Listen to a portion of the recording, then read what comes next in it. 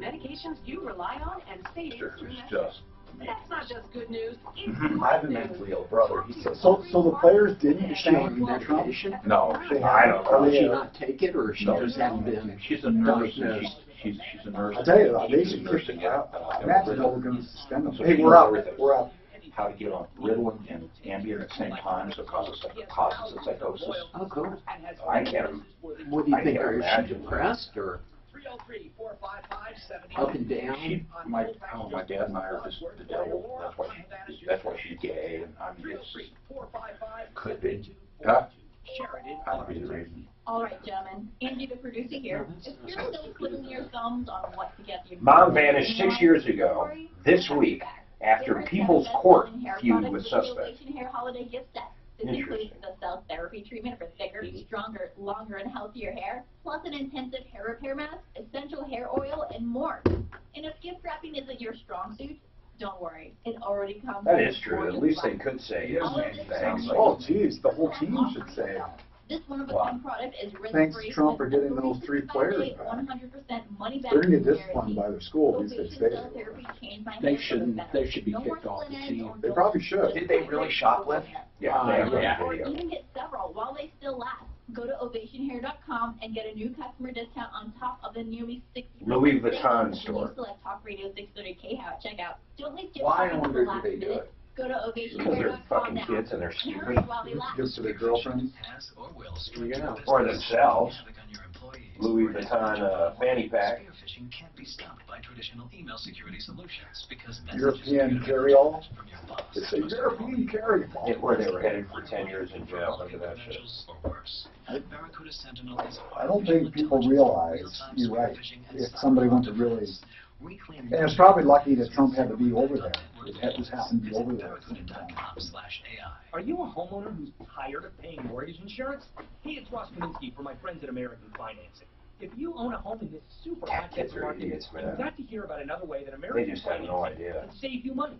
We all know home value. They might have been lucky that just the fact that he was in that country at that time might be the only reason he got involved. Hey, Tom, I like this one better because I think it's higher, so it looks down on it better.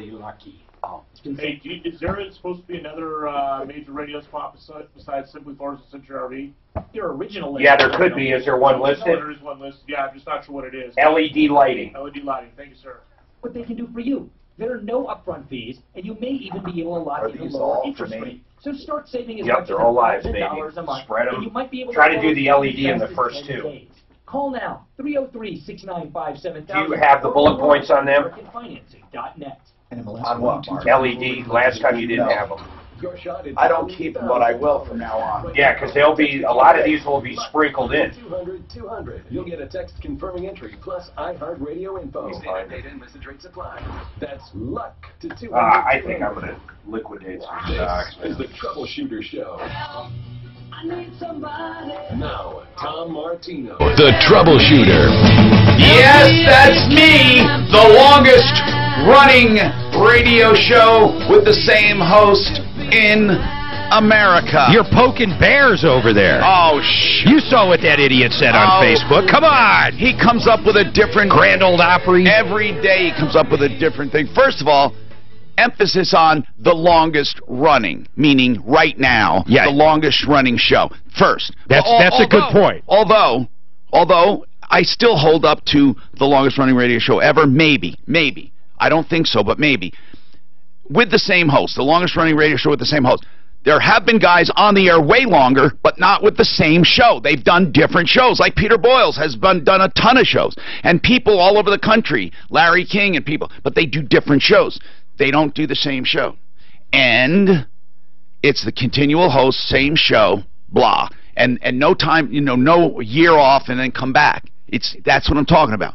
That's all. And I don't know why people get upset about that. That would be continuous. Well, there are two people. There's two people out of all. It's like, who cares? I think the one guy started a Facebook page. And then also, it's just because we help people. Now, I will say this. The most successful radio show in history ever when it comes to helping people. What radio show? Well, the Grand Ole Opry. Now, there are people who help people, and I love them dearly for it. But we get down and dirty with you people. Now, not all of you, but some of you. But everyone learns. Mark and I were talking yesterday about our audience. We have an ever-growing audience and a wonderful audience. But almost no one who listens to us calls us except to add advice or ask advice. Like, hey, I'm getting ready to do this. What do you think if I do this or this? Right? That's the kind of questions we get from our listeners. Or, Tom, I'm thinking about a Toyota, or I'm thinking about a Nissan, or I'm thinking about a Chevy. How is the Equinox right now compared to this? Or we get questions, or we get people lending support. I know this, Tom. I can do this. I don't think you're right. And they agree or disagree. But the people who call with problems are actually not listeners. The people who call with problems heard about me. Why? Because they have a problem. And someone said, hey, you ought to call that Martino guy, or you ought to call that maniac on the radio, or you ought to call that guy, oh, who is he? I saw him years ago, and he had a mustache, and he was on TV. I don't know what he's doing now. Some people say that, but he's Martino, right? So it doesn't matter. All kinds of people say, call Martino. District attorneys have said, call Martino, right, Mark? That's exactly what I was going to say. And the Attorney General's office, and people say, hey, you know what, we can't do anything, but why don't you call Martino? I love that. So, but then when you get the help, I'm hoping that you stick around to be a listener. And then you also spread the word, of course, about referralist.com. And more importantly, you learn not to get ripped off. Right. And the easiest way is to use the referral list. It's advertising, by the way. Make no mistake about it. People pay to be on that referral list, but they have to be accepted, and they have to be monitored, and they have to agree to a certain set of standards. I call it advertising with accountability. And, and people don't realize that code of ethics is what makes us different than any other list. And also the recourse, Mark. Well, that's what I'm saying. If they sign it and we say, yeah, you did screw this guy over, you've got to fix it, and that's contractual. Yeah. They agreed to fix it if we demand it. Right, no matter what. Now, help information referrals. So let's go to the phones, and then we're going to tell you about our special guest, because I advertise a do-it-yourself will. If you wanted to do a do-it-yourself will, now I don't know why, because you can get one with David Salisbury starting at $500 or $600 for a very basic will. We'll talk about a do-it-yourself will. Seriously, okay? Jerry's got a problem with the collection agency. What's going on, Jerry? Okay, I got a question. I owe a collection agency money. I understand that.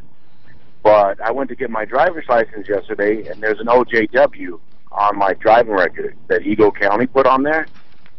Okay, OJW. Yeah. It's something. Okay, what does that mean? Outstanding judge wants. Okay. So they're canceling my driving record as of the 27th of this month. Because of a civil judgment that has nothing to do with the government? That's right. Who is collecting? Okay, I'm sorry, Tom. I apologize. I just got the letter yesterday. It's a company out of Grand Junction. They want $1,800. Well, you say you know you owe it. Why would you know you owe it if you don't know who it is? Oh, well, it's a traffic ticket. I just got the letter yesterday. Oh, that's it. See, that's it. Because they're not collecting for an individual company. If this, I asked about it, it's not really a civil judgment. It is and it isn't. It's from the government. The only time your license is involved is when the government is involved, or child support, and then the government is involved because of social services. So the reason you can't get a license is because you owe the money to the government. It has nothing, or a municipality. If you owed money to me, they wouldn't keep you from getting a license. Correct. Okay, that's the problem. So were you asking why they do that? Yeah, how does the judge do that when it's already to a collection agency? Because they want the money, and they figure people will put off anything, but they won't put off their driver's license and then their tax refunds. They'll take your tax refund too, in some cases, for some municipal bills. So am I screwed? SOL. Well, you just got to pay it. Okay.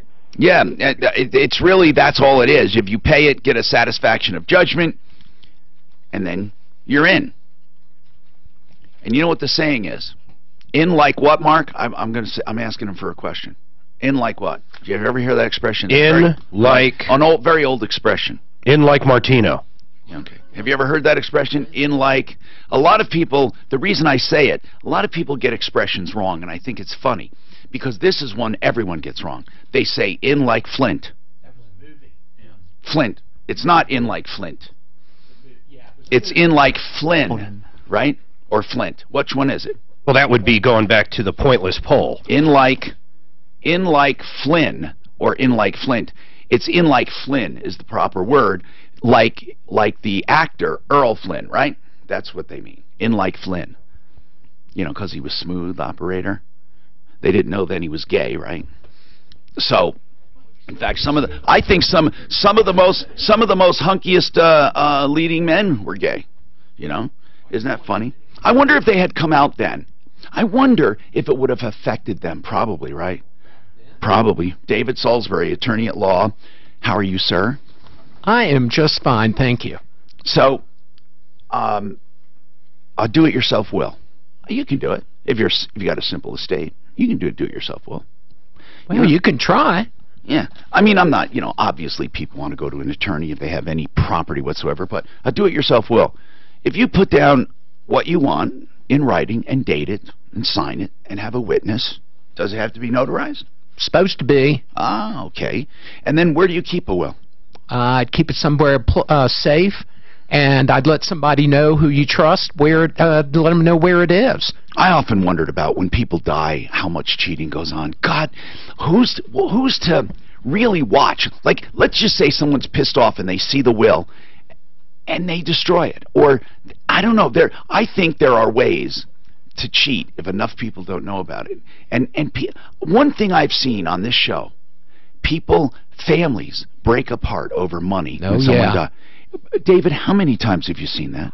I've seen where it's the siblings, they'll get into arguments, and interestingly enough, when there's a lot of money, that's not when they fight. It's when there's not a lot of money they fight about, and they fight about personal property, which amazes me. But you know what? There's a bad relationship between the siblings before that happens, and this just gives well, okay, but I think it gives them the opportunity now, without the parent looking over their shoulder, to start acting out. I think a lot of it's that, but some of it's just, you're getting something I want. Yeah. 303-713-8255. Henry. Hey, we have a line open, by the way. I'll let you guys know whenever the line's open. Henry, what's happening? I was calling to inquire about a company called Everything But the House. Everything But the House. What is that, Henry? Apparently, they are an estate sales company. Okay. I think they even advertise on your radio station. I'm not 100% on that. Everything But the House. Okay. Now, we've had complaints about companies that do estate sales. We've never heard of that one. And David Salisbury, you must come across estate sales companies. Do you know of any offhand? You don't come across it that much? You know what? I don't think I've ever been asked about one of them. No one's ever asked me. Now, estate sales have been known to be fire sale type things. I mean, you get hardly anything for what you have. I mean, it's pennies on the dollar if they come in and bid on it to resell it. Anyway, why do you ask? Why do I ask? Because I used to own an antique store up in Lyons, Colorado. Yes. Actually, I shared it with a guy. Yes. Anyways, so I have a rare eye for antiques, and I'm looking for someone to come in, sell it, and give me a percentage. And I'm not looking for a lot. But wait, to sell one thing? No, to sell a bunch of things. Oh, you have a bunch of stuff. Did you accumulate this over time? Yes, I did. Okay. Interesting. The last decade. Now, there are different kinds of sales. I don't think you want an estate sale person. I think you just want what they call, well, they do call them estates sometimes, but you just want someone who knows how to sell stuff. Consignment is what you're saying, right? Yeah, pretty much. Okay. You know, that's a good question, because if we get complaints about resale, it's usually about consignment shops, and you have to be really careful. The biggest deal with consignment shops is they tell you they sell it for one price and share that with you, but don't tell you the real price. The other one is, of course, we've had people just shut up and take the stuff and leave. If it's real good stuff, that show American Pickers will come out. Yeah, those two are a bunch of boneheads as far as I'm concerned. I know more about antiques than they know. So isn't that something, when you're an expert and you see people giving advice, I was going to ask you, that frustrates you because you know what the hell you're doing, right? Yeah. And so that frustrates you. So are any of those shows like Pawn Brokers? Was it not Pawn Stars? Yeah, Pawn Stars. Yeah, in Nevada. Are any of those shows, any of them, worth a damn? Have you ever noticed? Yeah, they've got some good information on there. I would say Pawn Stars is better than the two boneheads because they do know a lot, and they do share a lot, but. Like you said, it's Hollywood. You know, they want the ratings, so the reality kind of slips out the window. Okay. Well, here's what we're going to do. We're going to put out the call, and I want you to stay listening. We'll also post it.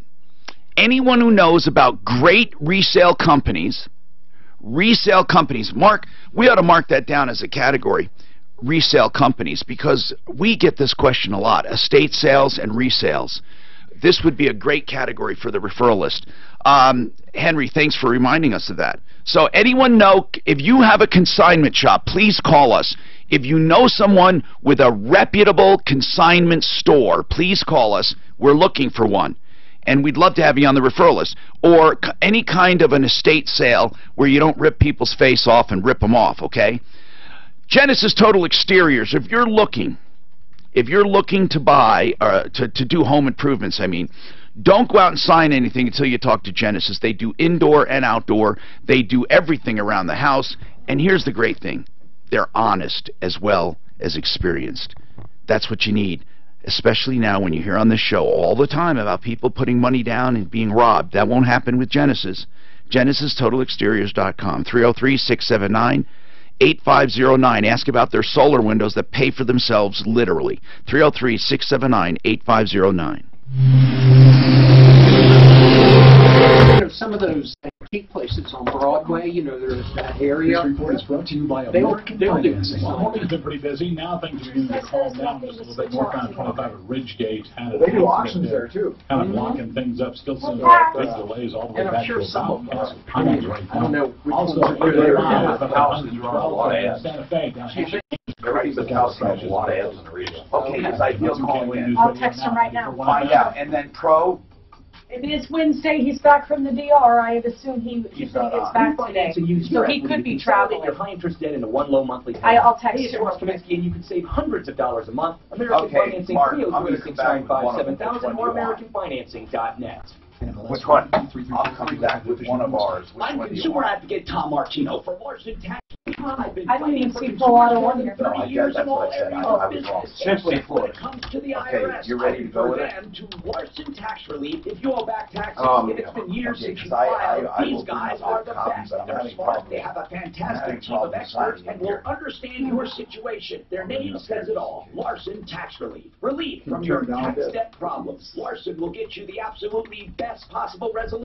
You won't have to Tommy, worry about your he wages switched being zero garnished res or and losing Lazero. your house. Oh, thank Larson you. will get the Thank you for that IRS. zero They'll res save one. you Thanks. thousands and thousands of dollars. I trust Ron and Jack Larson and Those their guys team of never experts, get and third you out. can too. 844 Larson Tax, or check them out at LarsonTaxRelief.com. That's 844 Larson. I'll just knock it if you want. 844 LARSON. Both like we do. I Larson like Tax that. Relief is the only tax relief and audit organization I endorse. I just go to their website. The reason I say that is because that's all we're sending them Frost can to. also nip at your water pipes, your heating bills. That guy gets into everything and can make your life miserable. Why not Can you call turn it down a Brothers bit, Plumbing, Tom? Heating, and I'm Electrical?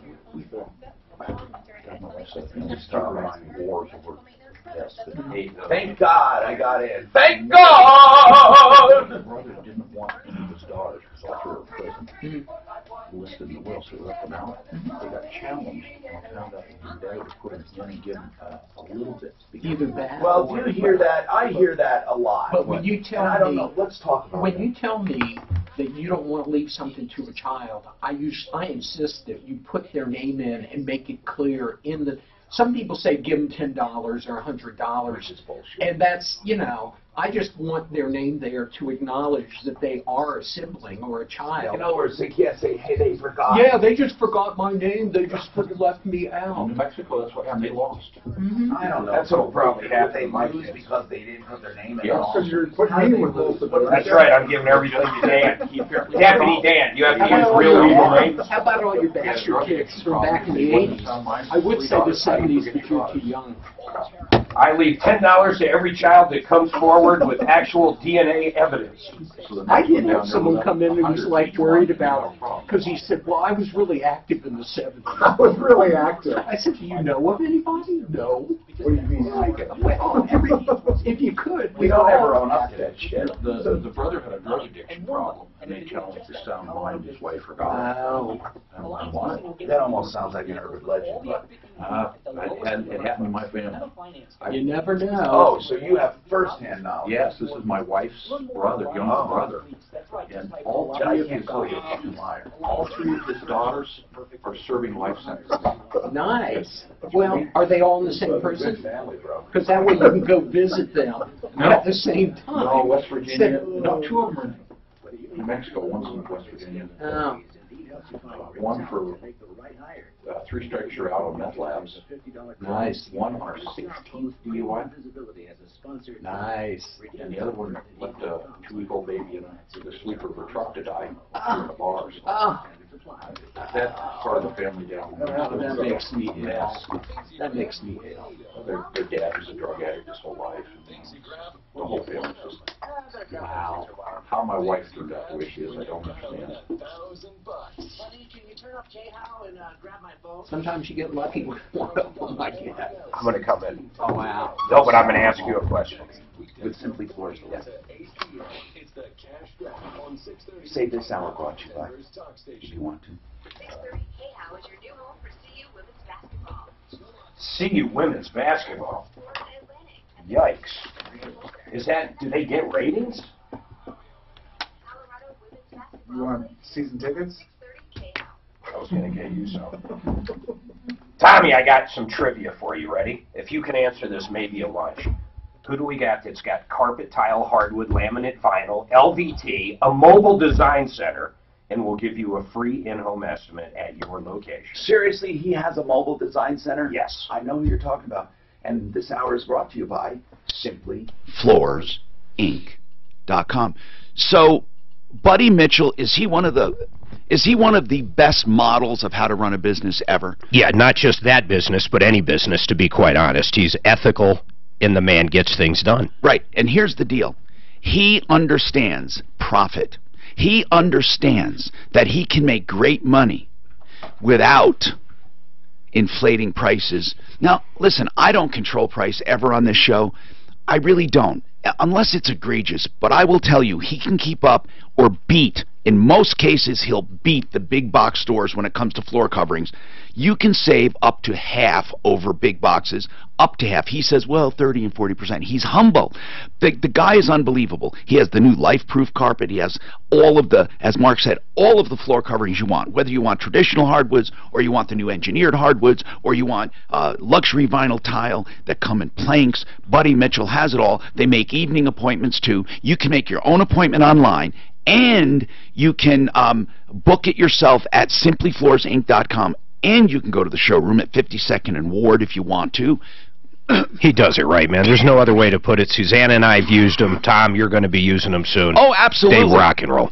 That is Simply Floors, Inc. INC like in the corporation. Simplyfloorsinc.com. David Salisbury's with us. And we were hearing a story where a guy left out someone from the will because he didn't want to leave him anything. And that guy challenged the will, saying he forgot about me. Now this person says the challenge won because they figure, okay, maybe the guy wasn't in sound mind. What do you do, David, when people want to disinherit people? I actually, let's say it's a group of kids, there are 4 kids and one child, you don't want to get anything. I put their name in there anyway and make it clear with a statement that it's deliberate. So-and-so, I do not want to get anything. Exactly. It's my intention. You don't have to leave them $1. No, you don't. A lot of people will. They'll say, I'll leave them $10. But mention them. But always mention them so they can't say later, oh, it was just a mistake. Very good advice. I watched a movie a while back, and I can't remember. It was a great movie. It was a comedy. But the guy did a video will and had all his kids sitting around. Is that a real thing? Can I leave a videotape of what I want done? I heard of that too, video wills. I don't think they're... maybe I'm misspeaking, but I don't think they're allowed in this state. Maybe you could have it as, but it's not going to be the legal document. Maybe you just have it as an auxiliary. Because there's a procedure for doing it, and there's language and things that have to be in it. And boy, could I edit the hell out of a video, too. I'd get everything. Video wills by Martino. John, what's going on, John? John? Yes, Tom, how are you doing, sir? I'm doing good, sir. How do we help you?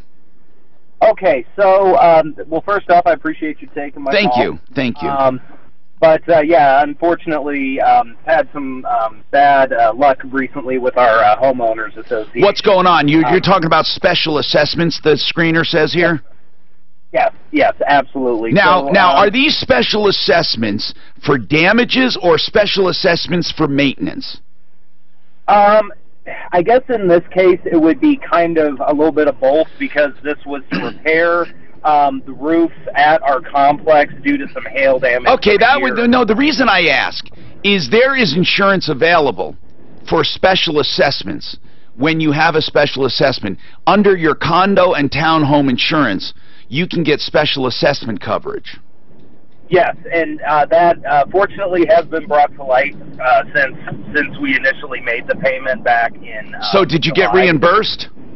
Well, no, and that's actually kind of secondary to the main issue. And I apologize to switch gears on. No, go ahead. What's the main issue? Okay, so the main issue was we were alerted that we had to pay the special assessment. It was $5,500. We were given a little over 3 weeks to do so, not the traditional 30 days. And so basically, all the residents were threatened with, you know, if you don't make the payment by July 1st, your home will have a lien on it.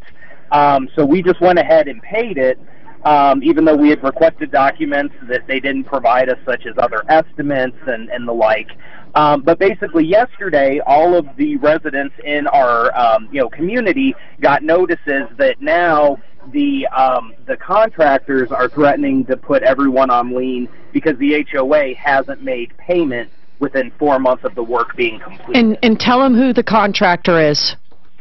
The contractor is called Citywide Roofing. Yeah, but didn't you say he was the son or something of someone there?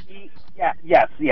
So it turns out that when we contacted him yesterday, he left his information on the notice that was on everyone's door. When my wife and I called him, he explicitly said, "Oh, you know, the person who made the decision at the HOA is my uncle." And holy crap! Holy crap! And so this. I mean, we don't know that spells fraud, but it doesn't look good. So. Let's get to the point.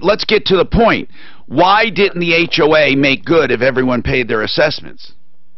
I have absolutely no idea. Well, did you ask them? Do you have a management company or an HOA or both? Okay, so the way that it's set up, and again, I'm trying to not drop any names. I don't care if you drop names. Drop them all day long. All right. So basically, we're overseen by a company called Dolan Associates. What is it called? Dolan Associates. Dolan. Okay, got it. Dolan. And basically, the gentleman that is, I guess, behind all that. Yes. Owns one of the units within our community, so he doesn't reside there full time. All right, so Dolan Associates is the management company. Why don't you call Dolan and ask a very simple question? Why hasn't the contractor been paid? Yeah, well, and we did. We actually taught Okay, what's the answer? Just skip to the answer. What did they say? Okay, nothing. He basically said, well, they haven't completed the work. Oh, okay. Okay. And so there's going to be a dispute. Now, did you mention anything about the uncle being on the board? We did via email this morning. Unfortunately, the gentleman, again, who oversees this, he's one to just cut all communication if he doesn't like any questions that are being asked. So if you call him on the phone and he doesn't like it, and this, again, goes into why, no payment was made with Citywide, was basically their people would get him on the phone, he would yell at them until... Who is he? Is he part of Dolan or is he part of the HOA? He is, well, both. No, he's not both. He can't be both. Okay, well, his name is Joe Dolan. Okay, well, then he's with Dolan, I would say. Yes, but he also, again, oversees the entire HOA. Well, okay, that's what they do. It's called the on-property manager or go-between or liaison. But basically, Joe is with Dolan and Associates and he oversees the HOA. Here's the problem: many management companies actually become the HOA. I don't mean legally, but I mean in what do you call it? In practicality, they are the HOA because people don't want to get involved, and year after year their contract gets renewed, and they start getting proxies for voting, and they start controlling the whole damn thing. So you have to listen. You're going to have to take some action. You're going to have to take some action. The bottom line here is, what do you care if a lien's put on that place? Nobody cares about that. That's going to be the guy's not going to foreclose on that apartment building. I mean, that, you know, liens are fine, but most people, they're not going to follow through with a lien. Now, it seems to me I've heard about citywide roofing before, haven't we, people? Have we had complaints about them? I don't remember them. It doesn't sound like we've had complaints, but I know I've heard of them. So, where do you want us to go? We'll call Dolan and find out what they're doing with payment, but I don't blame them for not paying if the work isn't done, if there hasn't been a final inspection. They're kind of looking out for you. I don't blame them. Well, and there's more to this, Tom. That, again, well, go ahead. What's more? What? Go. Without saying a long story, get to the point. What more is there? Okay. Tell me. Okay, so when we talked to... No, you're telling me a process. Tell me the thing. Okay. Basically, the HOA had taken more money from all of the residents than apparently would have mapped out for the total of the project. Why do you think they did that? And by the way, thanks for being brief. They took more money than the bill. Why? Sure. I have no idea. Okay. And that's what I want to figure out. And we don't have financial... Okay, hold on. You tell us off the air what you want us to do. I get the problem. They took an assessment, they took more, and they didn't pay. Who's the bad guy? The roofer, the HOA, or both, or Dolan Associates? I'd be happy to put someone on it that knows about properties and management and ownership and renting. So why don't we have Clint talk to... John, off the air, and John, you decide how much you want us involved. That's what I say we do. Approval reverse mortgage, if you're looking for a reverse loan, call them. I'll tell you why. Because you may not need one. It may not be a good idea. Maybe a regular loan would help you more. Joan Sullivan is the only one I trust in this industry to tell you the truth. If you're 62 or older and you have equity, it could be a great retirement tool, but not in all cases. Call her to get the truth. 303-771-3528, 303-771-3528. Also, there are a lot of laws that have changed, and she keeps up on all of it. ApprovalReverse.com. Yes, sir. And then I just created LED lighting. Okay, good. Thank you. I don't see it. Did you put it in that folder? I'll find it. What folder did you put it in? Hold on, let me go back to it. It is under radio spots, house inventory, front range LED. Okay, house inventory. Okay, thanks. I see it now. Yeah, it's bullet points. You might want to got it. Great, thanks. Change it up. Okay. Who actually add on there? I'm going to do it all right. Denver to Colorado Springs. Isn't that what they say? Let me go look on their website. Because they do not go any further north. Okay, utility companies pay. Okay, I want to just do different. Yeah, exactly. Those are bullet points, right? And I literally bullet them. Okay. John hung up on us. Why? Okay, then all of them. Who did? Oh, the guy about the HOA. No.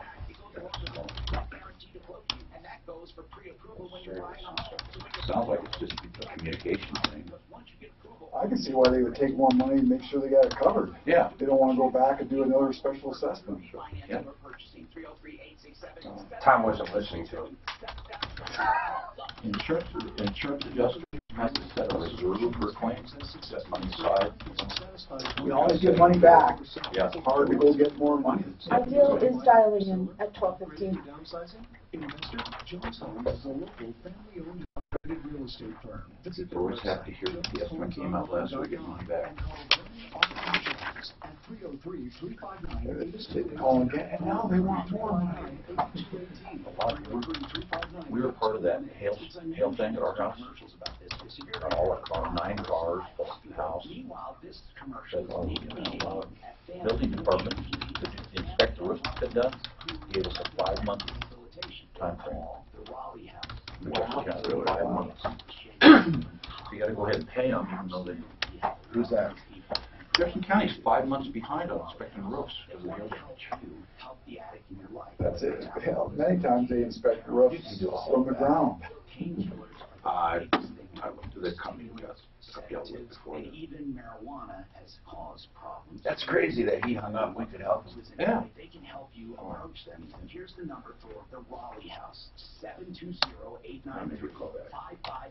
Here's a nice, hey, here's something they have on their website he's never told us. When you replace certain types of lighting with LED, the customers can reduce their electric usage by 50 to 300%. Science, popular science, last year put out a thing that says, don't wait till your light bulbs burn out, throw them away and put LEDs in now, you save more money by putting them in right now than waiting for the ones to burn out. I know you talked about that, Mark. 70-watt bulbs that you could save. What do you mean you said you wouldn't? He didn't like, he wanted to use 90%, that said 300%. Oh, okay. It's huge, the savings on LED. And they never burn out. Nothing to burn out. What's past Colorado Springs? Pueblo? Denver to Pueblo. They don't get hot. But when you're retired, you need to know. And they'll get better. And make sure you, he did say a couple times the calls he got were residential. They don't do residential. Although I don't think we've ever said that. Great technology. Now it's time to make sure you have income to last your lifetime. Call today for your complimentary, no obligation visit and see how to get started with your own retirement income strategy. Well, I tell you what, if I was an HOA, I'd get on the damn board. That's pain in the ass problems you get. Yeah, I know a lot of people call up and they never even try to change. Yeah, exactly. Nothing. It's like, okay. They live there for. Hey, I've lived next to people that had like a car and a boat where they wasn't supposed to be, and it drove me fucking bonkers. And I've also been the guy that's left my trash cans out for 4 days. As much as I hate HOAs, I'd give them a damn thing to prevent somebody from. Okay, Mark, LED lights can save you up to 90%. Yeah, from condensing. Actually, what it says is, let me look here. That's so weird. I see you literally typing on here. Sean Hannity today at 1, Glenn Beck tonight at 7. Only on Denver's Talk Station, 630 KHOW.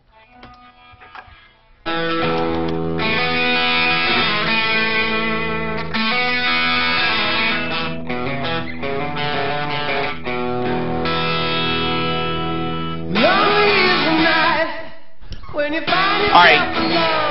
I have something that will absolutely, positively save you money if you own a commercial building.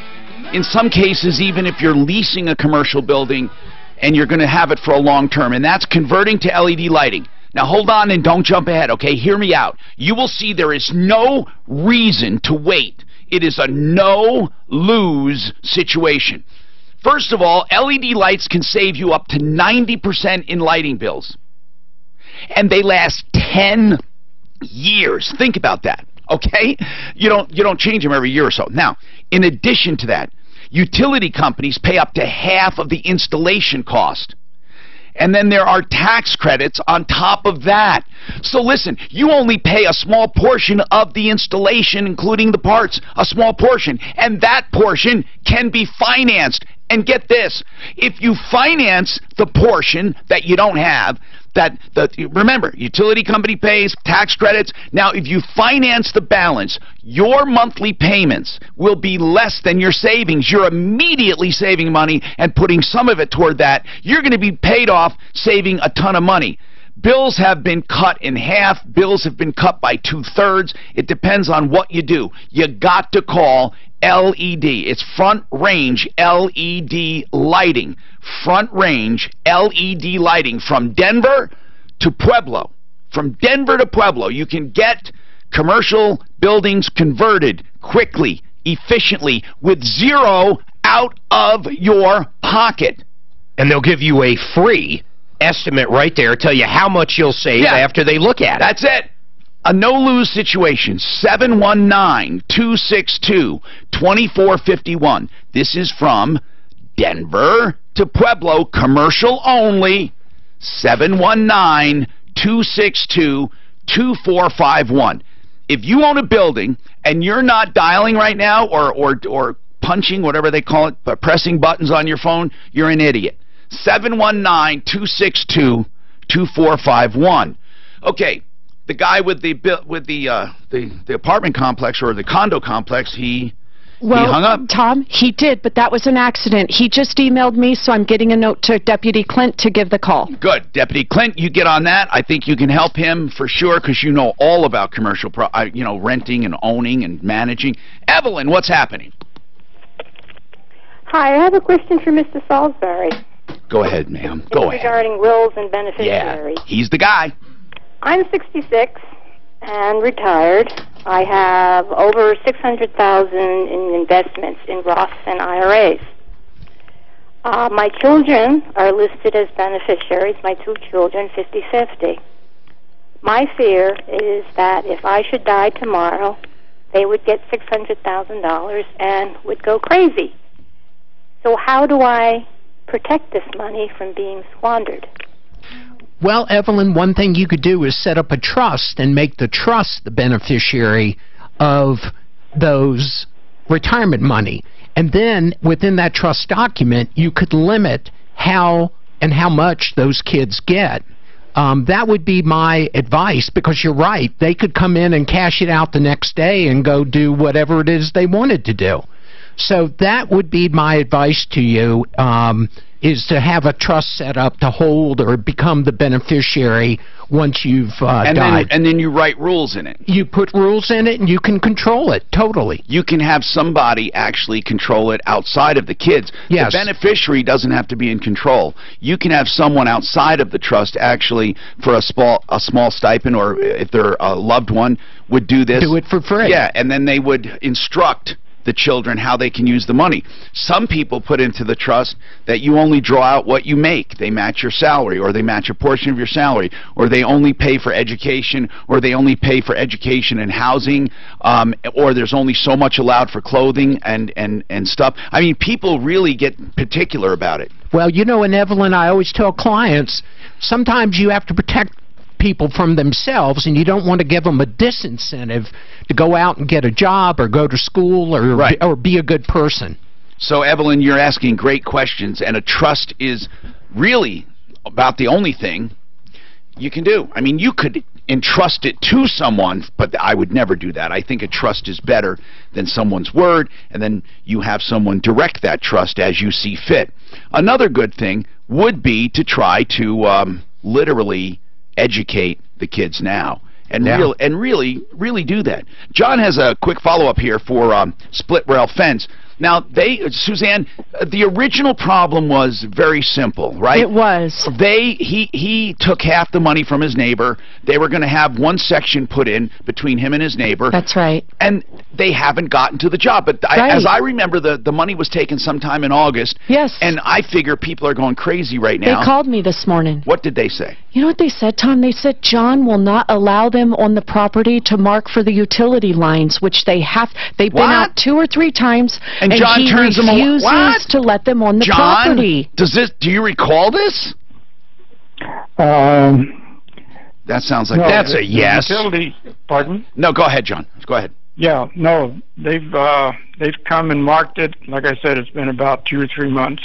Did they mark? You can even talk to my neighbor. So it's already marked. Haven't allowed them to. Wait. The marks are down, you're saying? Yes. They've come. Okay. What? Here's what I want to ask, John. They have come and marked the utilities, right? Right. In fact, Tom, it's been so long ago that they washed away. Exactly. Okay, did you tell them they couldn't come back? Is there any truth? No. Let's just get right to this. Is there any truth whatsoever to the story that you would not let them mark utilities? Is there any shred of truth there? No. Okay. There was nothing there. You never said a word to anyone coming to mark utilities. No. She said not only have they been out there a few times to do it, and he's refused to let them on the property, Tom, she's saying we don't know if we can talk anyone to go in back out there to market. It's because they've been refused a few times. They're thinking about giving their money back or something. I don't know.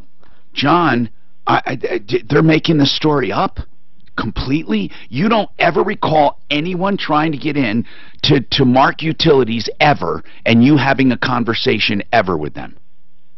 No.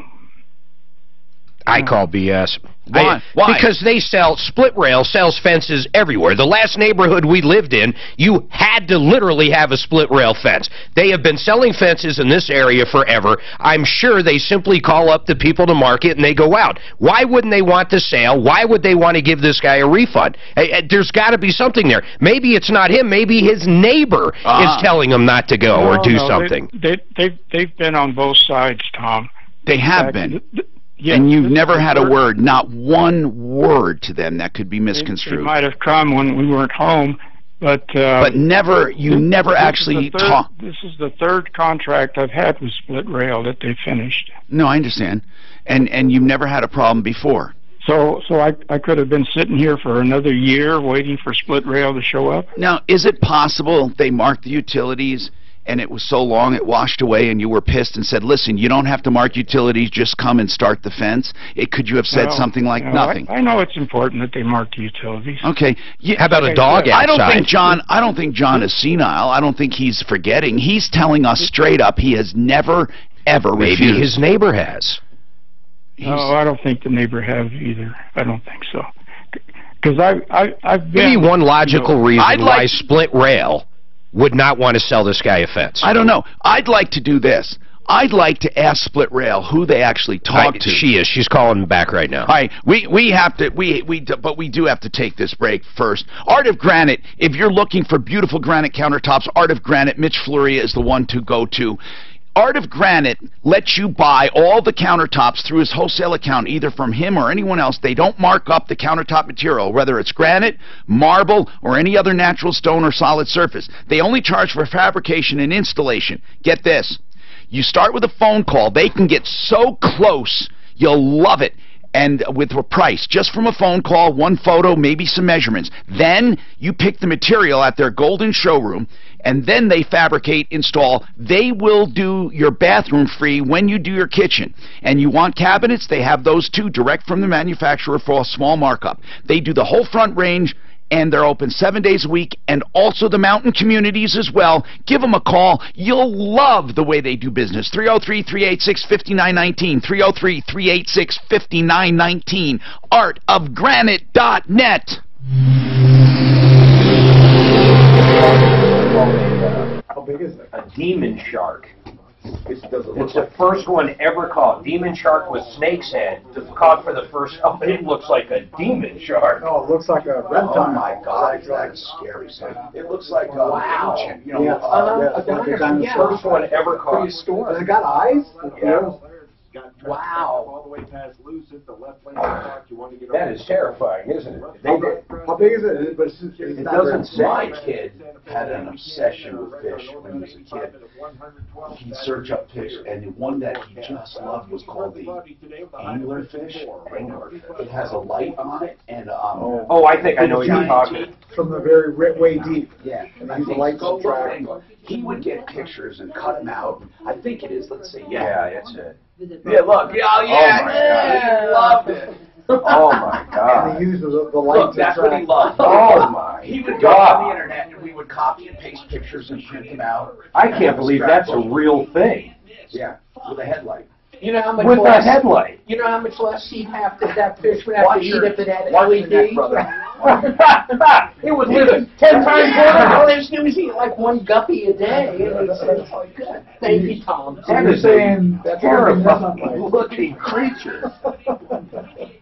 I have never seen that thing before. Oh, no, it's a real deep. I want to see that battle, that demon shark. But that's how they track them and stuff.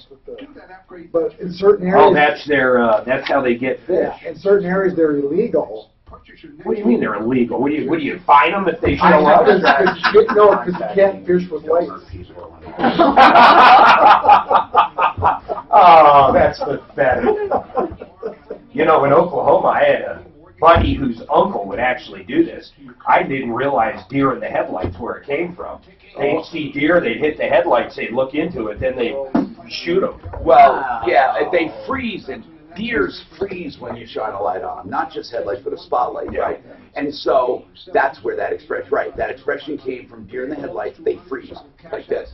They go like this. They do, they actually do. And when I drive home every night, I see it. But I don't. But they go hunting. I don't think it was originally though because of hunting. I think they discovered that, and in fact, some states have laws against spotlight hunting. Oh, I think most of them do. You can't hunt at night. Oh, okay, that's it. Yeah. And then I think helicopter hunting. Can you hunt during the eclipse? Sportsman at all. Oh, they do it for pigs? Well, they do an open season for pigs in Texas. As many as you can get, they let you. They just let them lay. I hear they're like varmints. What do you shoot with, though? Just a rifle? I don't know, whatever. From a helicopter. Yeah. I think we should go do that. That'd be good team building with your helicopter. Yeah. How many did you get, Dan? I guess, no, mine is rated for doors off. Really? Yeah. Don't worry, I'll hold you by the collar. I got you. You got your seatbelt button. That belt is on. No, you're right, Tom. They shoot them, they let them lay. I know people have done it. And then they go pick them up? No, they let them lay. I hate flying. Why? What's the purpose? Pigs out there. They're rodents. They're rodents. No. They're like John prairie Fuller dogs. said they have a big charity meat thing. They skip Some of them do, but I mean, they didn't get them. So they kill them, then someone drives through and grabs they them. drag them out and give them to charity, I thought. But I mean, they ruin crops.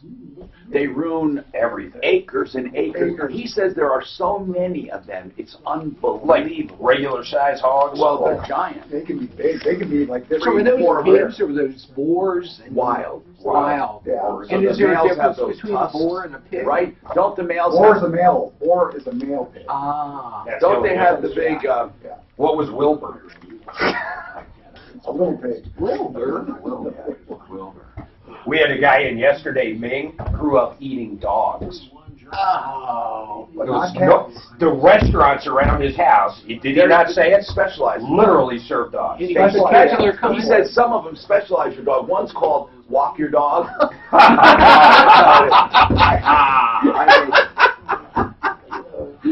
His wife's name was some young lady. Yes.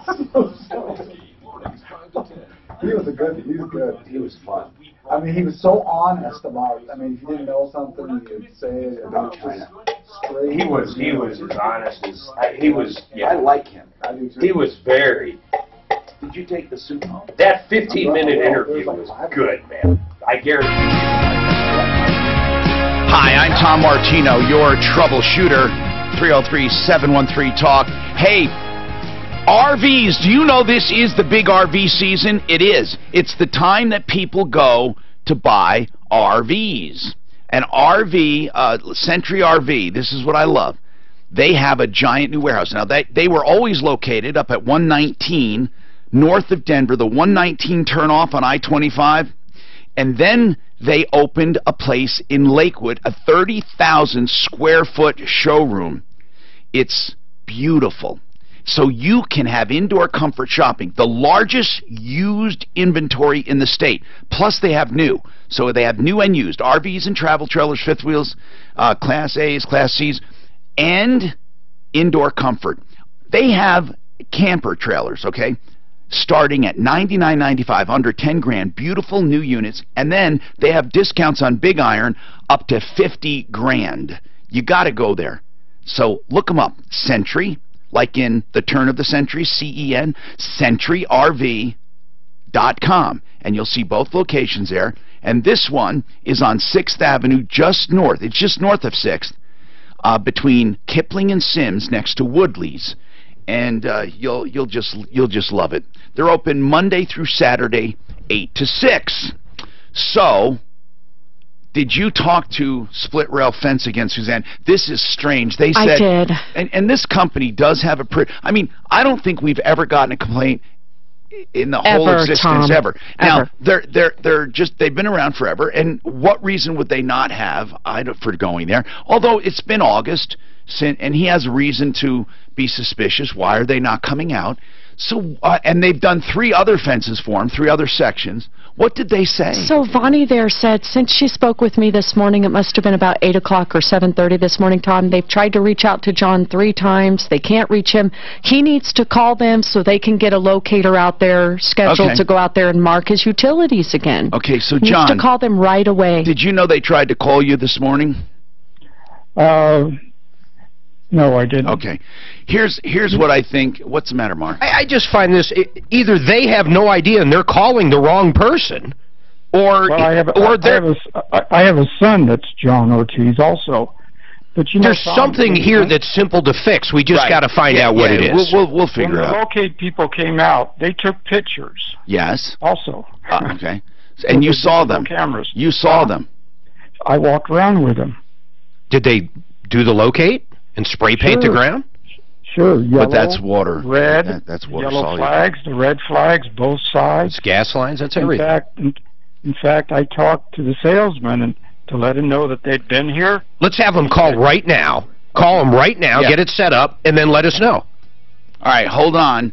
Now, we do have an expert on to answer a question about water filtration, but we're going to have to wait because we're coming up to the top of the hour.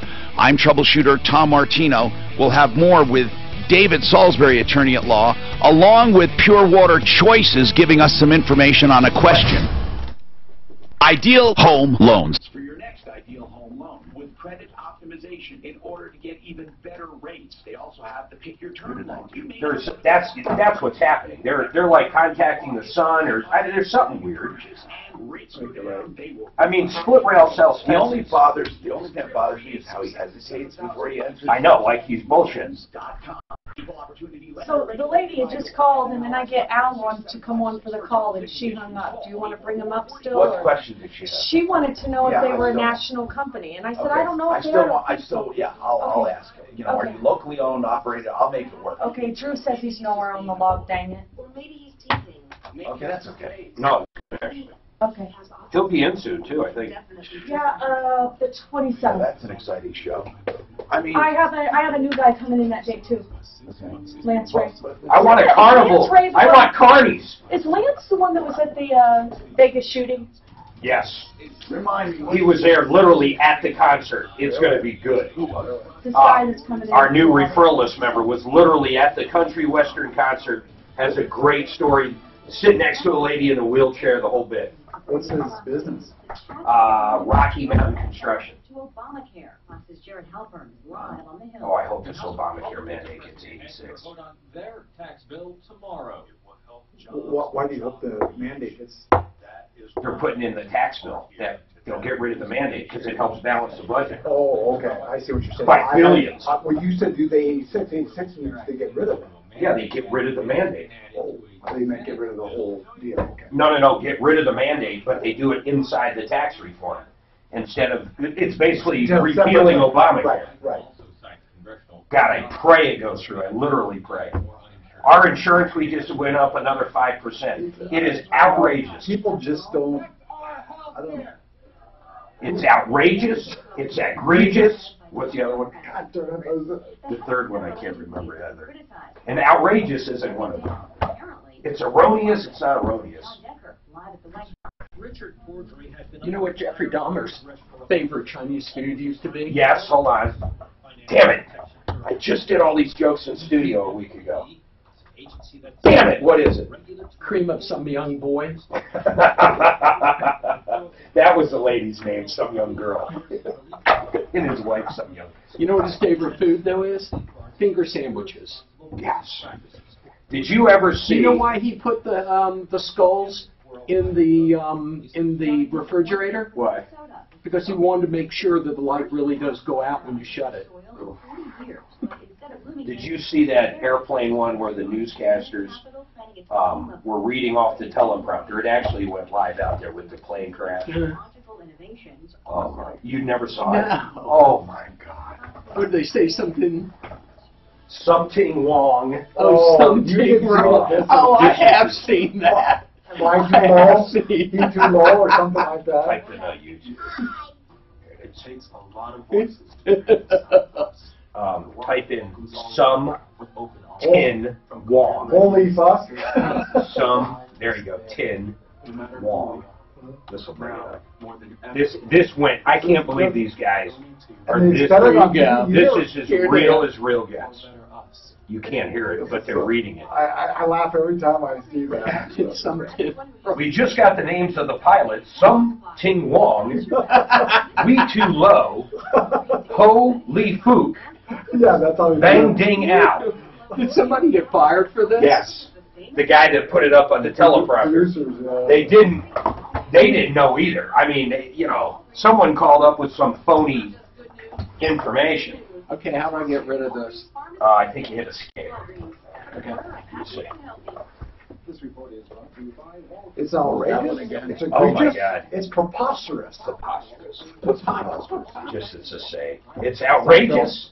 Outrageous, egregious, preposterous. Outrageous, it's egregious, preposterous. Where'd you hear it? Hey, are you going to do this or not? The attorney from Seinfeld. Look how neat this is done. Thank you. I don't like how the Velcro sits on the left. How it's so hard Hey, to pull Major, out. come back. Oh, escape. You know, we flew. Jackie Giles. No, we flew for the first time in Vegas last time. It's worse than Frontier. Spirit Airlines. Oh, stop! Is He's it going to good? know. No, I'm serious. It's worse than Frontier. They actually load the plane. You ready for this? From the back forward. Instead of like the people that should be able to sit down first in the front, they make people go to the back and load, and then load from the back forward. Irritates the shit out of me.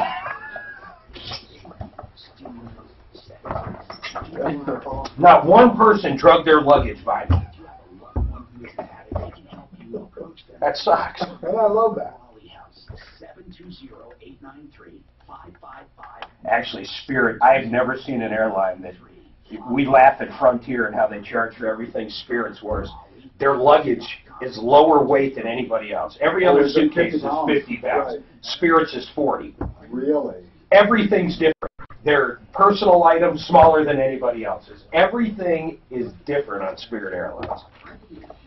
After John told me his life story, The seats, some of the seats you pick out actually cost more than the ticket if you want those seats. So because they're Oh, big. really? two management. The first 6 seats in the front are big ones. But if you want them, they're $50 each way. When our ticket was 100 round trip, so the seat was literally the same price as So we're doing it through our management. I like it. If you want a regular seat, they're like 35, and then the other seats are like 14. Do they tilt back? The front ones, I don't know. No, yours? Did yours? Oh, no. So it's like the new Frontier. Oh, yeah, no, they cram them in there good. It's a clean plane, I'll say this, they're new. Do you ever think good Airbus. about an HOA? Oh, they're Airbus? Yes. My HOA. I love my HOA. Good? Oh, good. It's voluntarily. Voluntary. Voluntary. You mean the dues are voluntary? Yes, and it's $4 a year, and that's to pay for once a year mailing for the Halloween wagon. That's my entire HOA. I like that. Who pays for Halloween wagon? They're going to The raise people that own, they have this thing once a year in our neighborhood. All these people have coaches. There's one that looks exactly like the Queen of England's coach that the horse pulls. Are those called coaches? What are those called? I mean, these things are $100,000 to $300,000. These people come from all over to come into Franktown, and then once a year they bring them through, and they got to stop and they got to back up. So right in our cul-de-sac, they'll come through, and they grade them, and then they win a prize. So those Troubleshooter. Help me if you can, I'm feeling down. Hi, I'm Tom Martino, your troubleshooter. Welcome to the show. This hour brought to you by Centeno Schultz. If you're looking for real, and I mean real stem cell therapy with doctors and imagery-guided injections with years of experience, in fact, the first clinic to ever do stem cell therapy anywhere, then you're looking at Centeno Schultz in Broomfield. 303-963-9201. I'm proud to represent them because I'll tell you what, I stumbled along the way looking for stem cell therapy clinics. They're popping up all over the place. And I've learned that the chiropractors who have gotten into the game and have this amniotic fluid shipped in, then they hire nurses to administer shots. I'm telling you, it's not stem cell therapy. Now, it's not harmful, and they actually have benefit, those shots. I want to be fair. But I will tell you, it's not stem cell therapy. And that's what all the clinical trials have been done on. Centeno Schultz can help you with painful joints, knees, hips, back, shoulders, hands. Even most ACL tears have been fixed with a needle instead of a knife. I find that incredible. Explore your options at a true medical regenerative clinic. Centeno Schultz. They're also known as Regenex. 303-963-9201. 303-963-9201. Okay, we have a water question, and she called and wanted to, she'll get the answer off the air, but she wants to know, I guess she's seen and been pitched by a lot of national companies who simply send out these local reps to sell them either water softening or filtration. Yeah, for like $10,000. No, I know. So anyway, Al, she wanted to know Pure Water Choices. Is that a franchise? It is not. It's a local business. And you started it? Yes. Okay. So Pure Water Choices is simply a local business, and you source your products all over, right? I mean, you keep the same one, I guess, once you find it. But I mean, you're not limited to where you buy your stuff, right? I am not. I have 4 different manufacturers that I buy from around the country. And I drop ship around the country too, so that's not a problem. But, you know, all my local installs, it's all local, all done by my plumbers here. Okay, and that's another important thing. You have plumbers. And I don't know if you know this, but years ago there was a story done, and in fact Dan Kaplis, he used to be a colleague here, and he's now on KNUS. He did a lawsuit against the company. They were installing these things without licensed plumbers. I don't know if you heard about it, Al. It was years ago.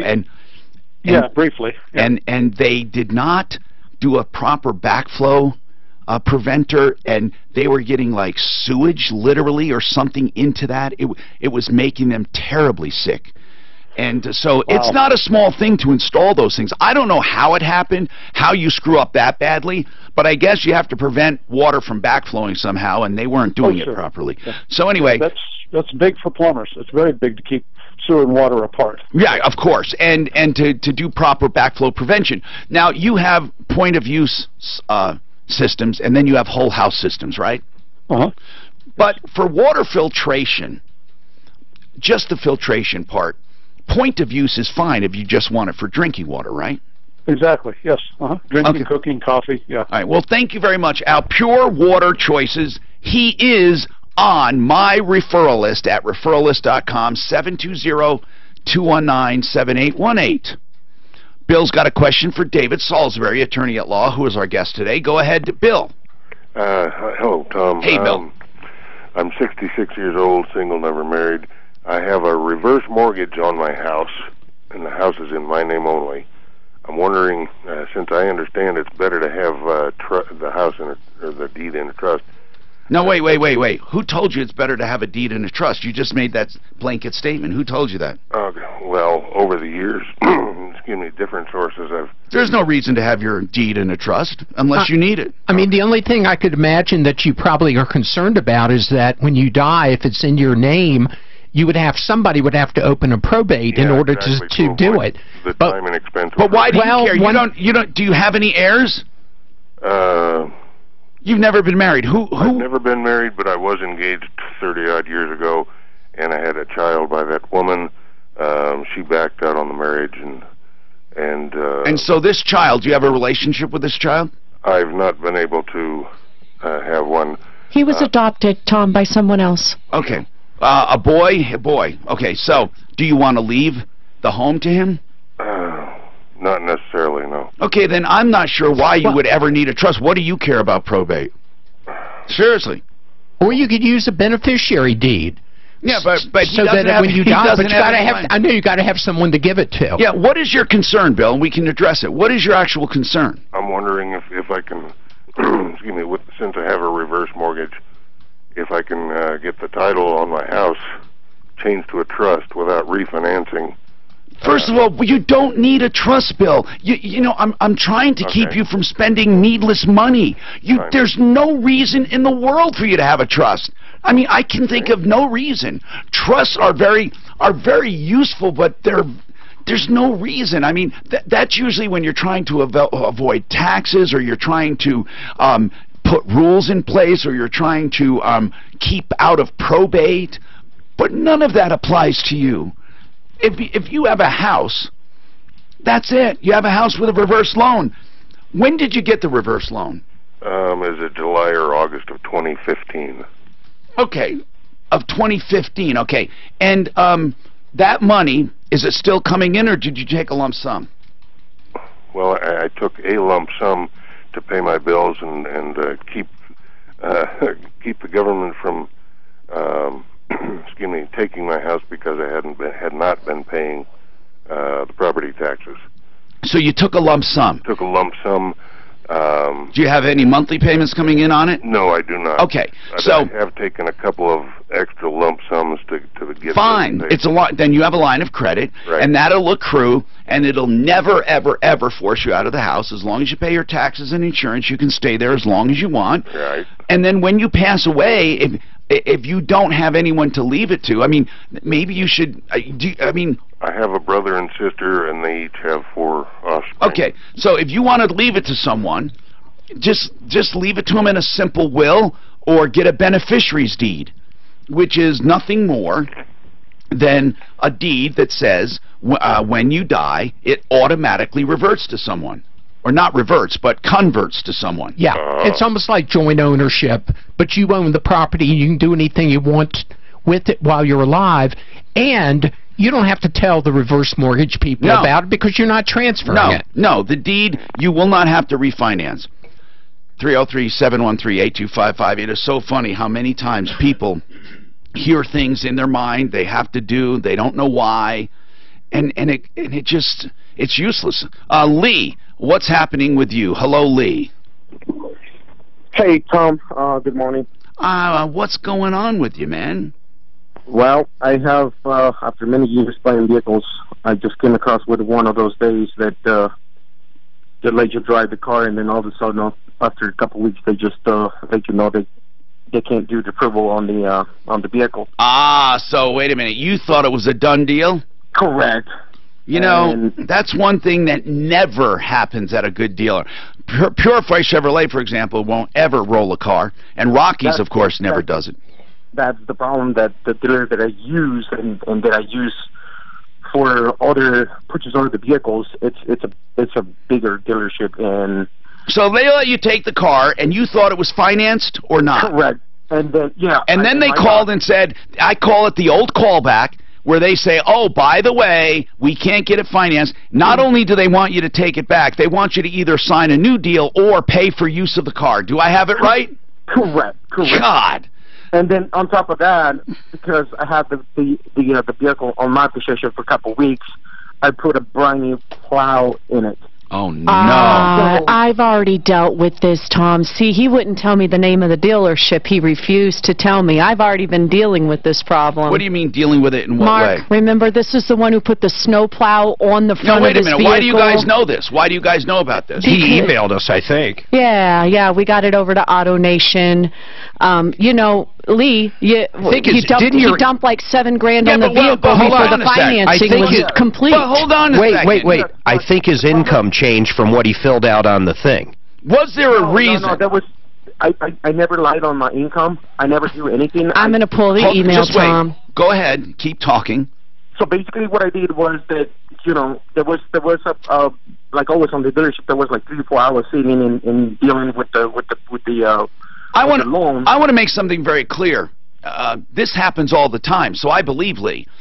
It happens all the time. Dealers will push deals through knowing that they're not going to go through because they can make more money per diem on a vehicle than they can selling it. Maybe so, but I got to say, for AutoNation, who, by the way, is not on our referral list, I understand. there has not been one single time they haven't made anything we've sent to them right. Good. I mean, not one time. Well, here's the deal, though. So here's the deal I want to say.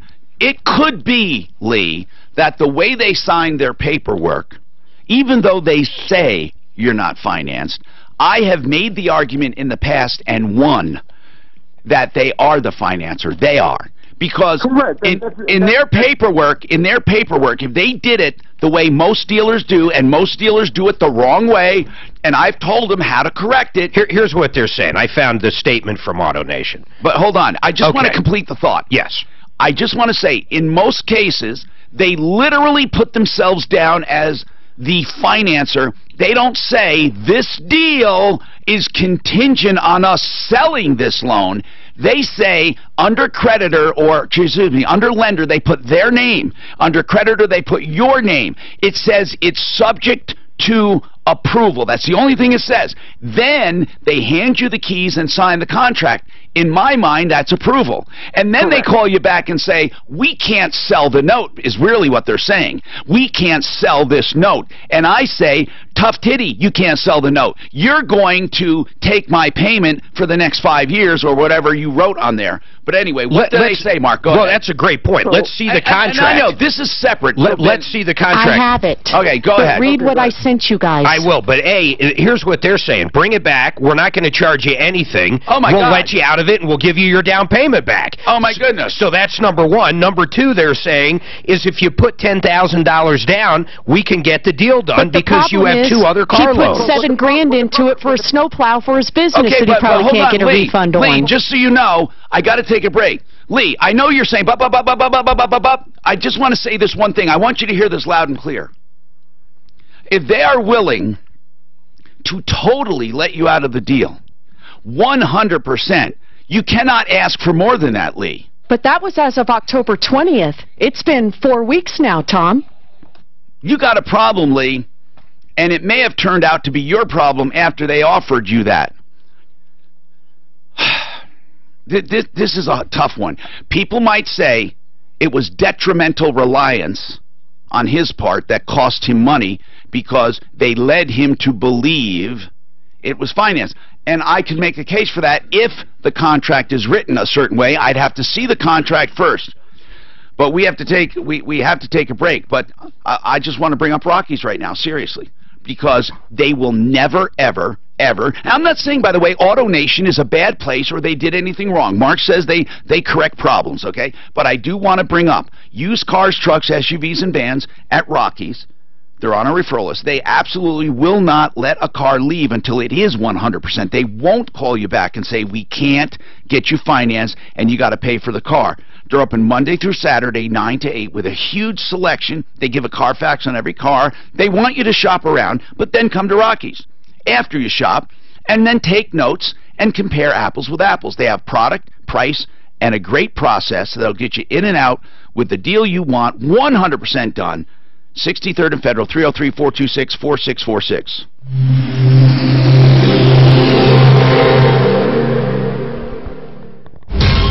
From the L&L Heating and Air Conditioning. Don't you see the payment? Oh, that's it. Tom, No. you and I disagree on that. To sign a deal, they give you everything. Where's They the say deal? you're done. They sent give it you to an you. interest rate. They give I wanted you to a make sure it payment, came they give you in. everything. And they say you'll be getting a coupon book in the mail. That's what they tell you.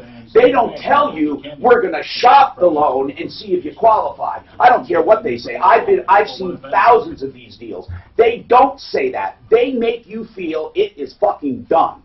They even tell you wait for your coupon book.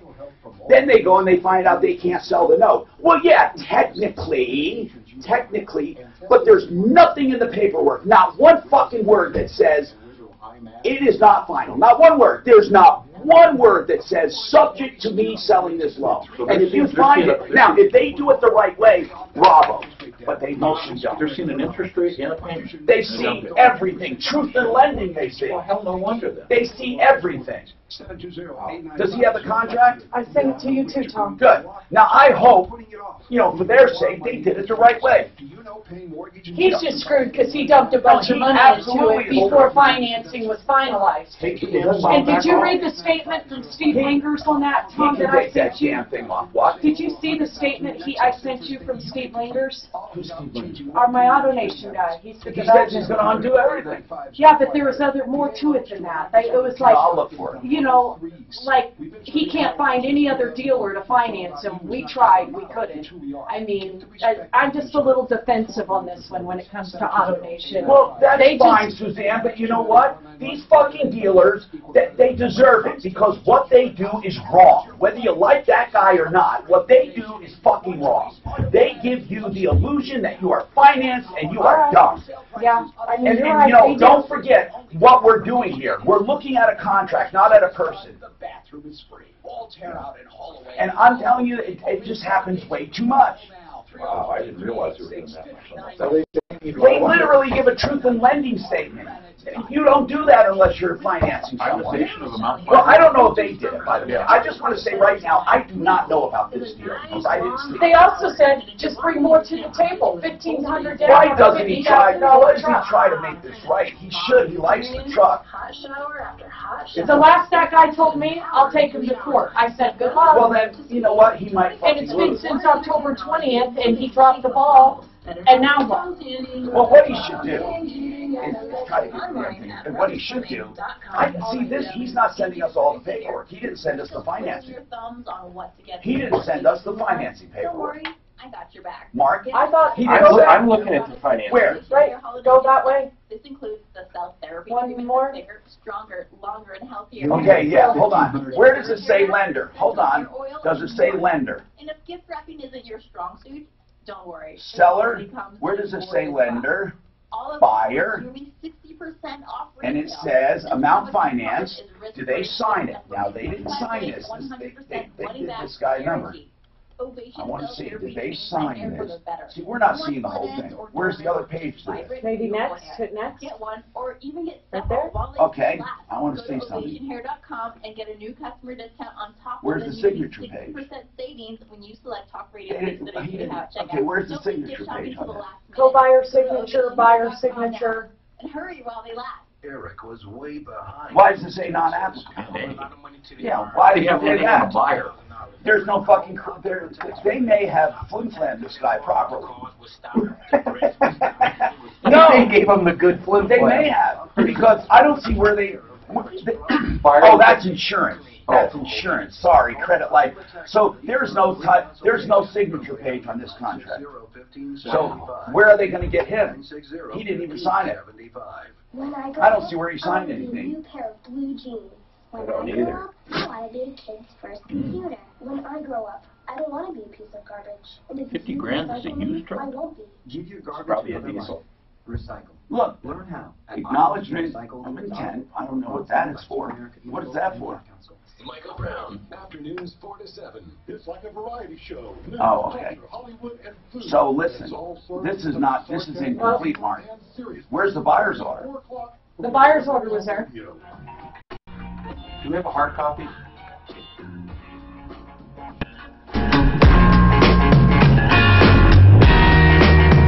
Hi, I'm looking at this deal and I don't see the whole thing. But I will tell you this. Here's where dealers make a mistake. If they put themselves down as the lender and they give all the financing paperwork, sign it, seal it, but we don't have all the paperwork here. Mark, do you see any page where anyone signed anything? I don't see any. No, I don't. Okay, so apparently he didn't sell us, he didn't give us all of it. Lee, you didn't give us all the information. We don't have it all. Yes, I did. I sent all the paperwork. With okay, the where's your signature? I don't see one page that you signed a buyer's order or any kind of credit agreement for a loan anywhere that you signed. The retail purchase agreement is incomplete. And so is the finance agreement. There must be a page that you signed or they signed. That's what I want to see if it was executed. Hold on, I'm trying to go through. Okay, I'm not going to do that on the air though. But Lee, let me give you some advice, okay? For argument's sake, okay? I want to say this. Let's say for argument's sake, just Mark, for argument's sake, see what you think of this. If they did it like most other dealers do it, I could make a legal argument. And Lee, if you go through with this, you'd win. But it will cost you. It will really cost you. If you go through with this, you will literally, probably, not probably, if they did it the way they normally do it at dealerships, you could make the case that they are the dealer. And, excuse me, the creditor. You make your payments to them.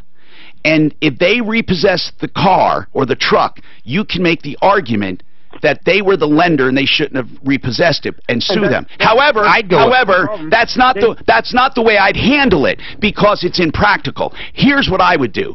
That can't be that hard to take off a plow and return the truck, and that's what I would do. Because in the long run, even if you win, you're not going to win your legal fees and all of the hassle. It's not worth it. In my opinion, and not a legal opinion, in a practical opinion, I think you should remove the plow and return it, or try to negotiate with them to, if they'll take it back now. But Lee, really, they're not going to pay for your plow. I'm not going to fight for them to pay for your plow. Now, and can I speak? Go ahead. Okay, so what happened is they already came and picked up the truck with the plow in it. Oh, they got it. They don't even give me a chance. They repossessed it? Yeah, they repossessed it already. And even though, watch this, Tom, they already put it on sale already on the internet. So okay, what did they do with your plow? I just don't know. Okay, well, we'll call them. We could call Did you make your first payment on it? I was in the process to do it because the according to so remember this is months. Wait. The date of this contract is October 11th. Hold on. Yeah. Okay, so now a payment is due. Right now would be the first payment. Right now, as we speak, yes, and that's what I told my wife. Right, I understand. They did not even wait for you to make the first payment. Correct. All right. Now, Lee, do you have money to sue them?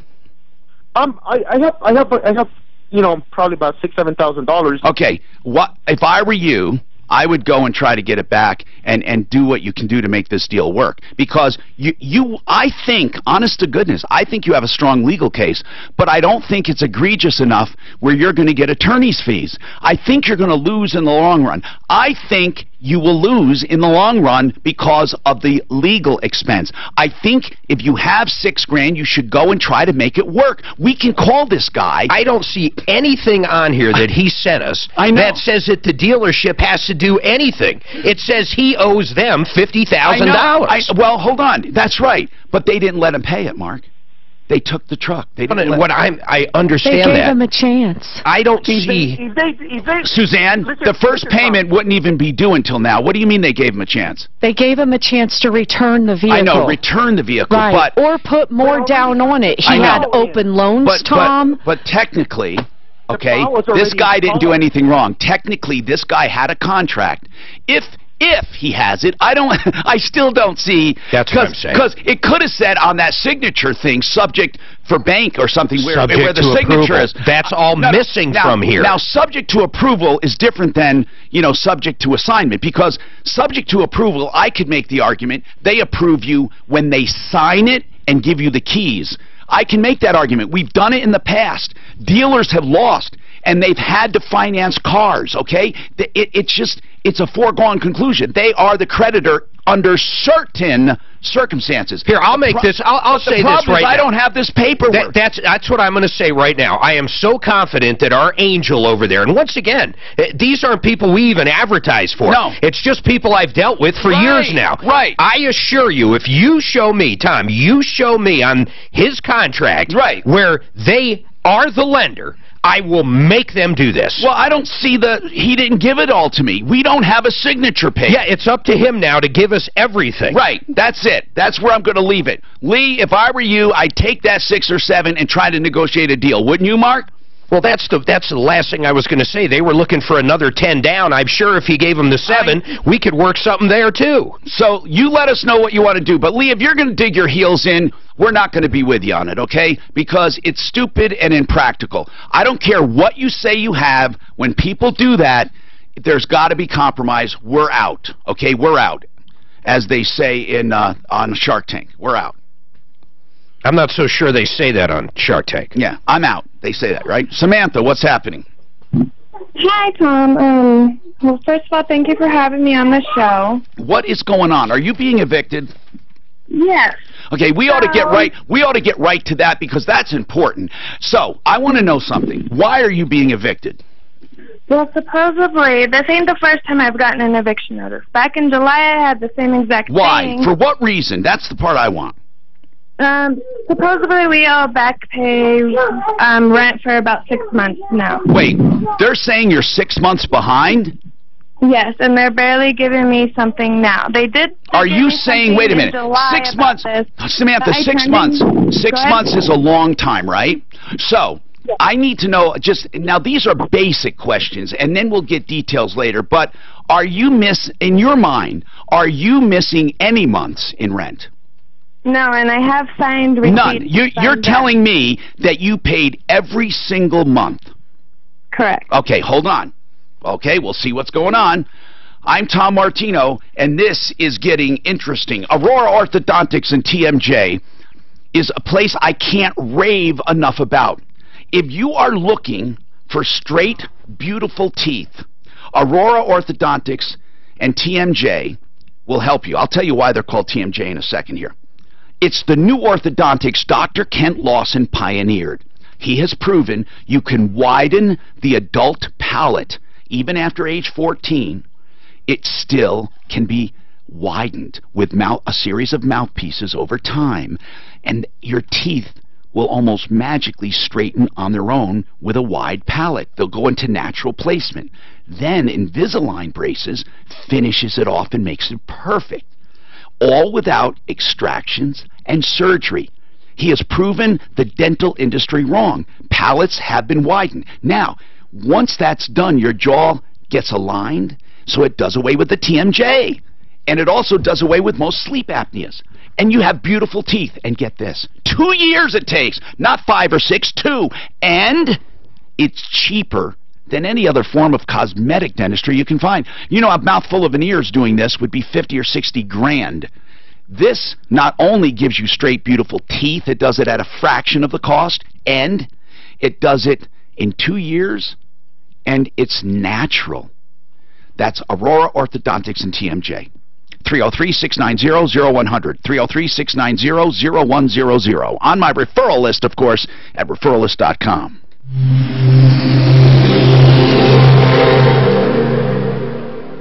iHeartRadio Music Festival are sold out. Except the signature pages.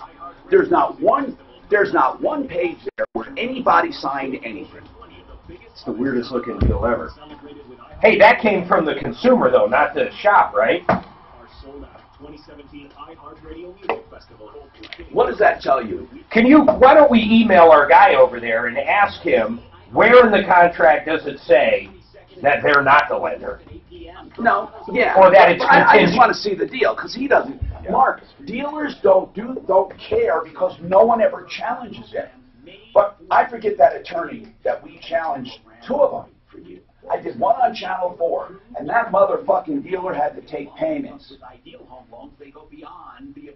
They only ended up selling it anyway, so. There was 2 Southwest pilots arrested today. What? For at what? St. Louis Airport. For what? They went through security with loaded 9mm. Oh my God. To protect themselves, right? I don't know. It doesn't say. They say neither of them had permits to carry, or they're simply not allowed to. They drug them out in handcuffs. Okay, Mark, what did you want me to ask Steve? Let me have Steve's, just text me his number. We just want the paperwork more than anything because we're not seeing any signatures. I think it's suspicious the guy did not send us a page because, Mark, they may have written on here tentative or they may not have signed it.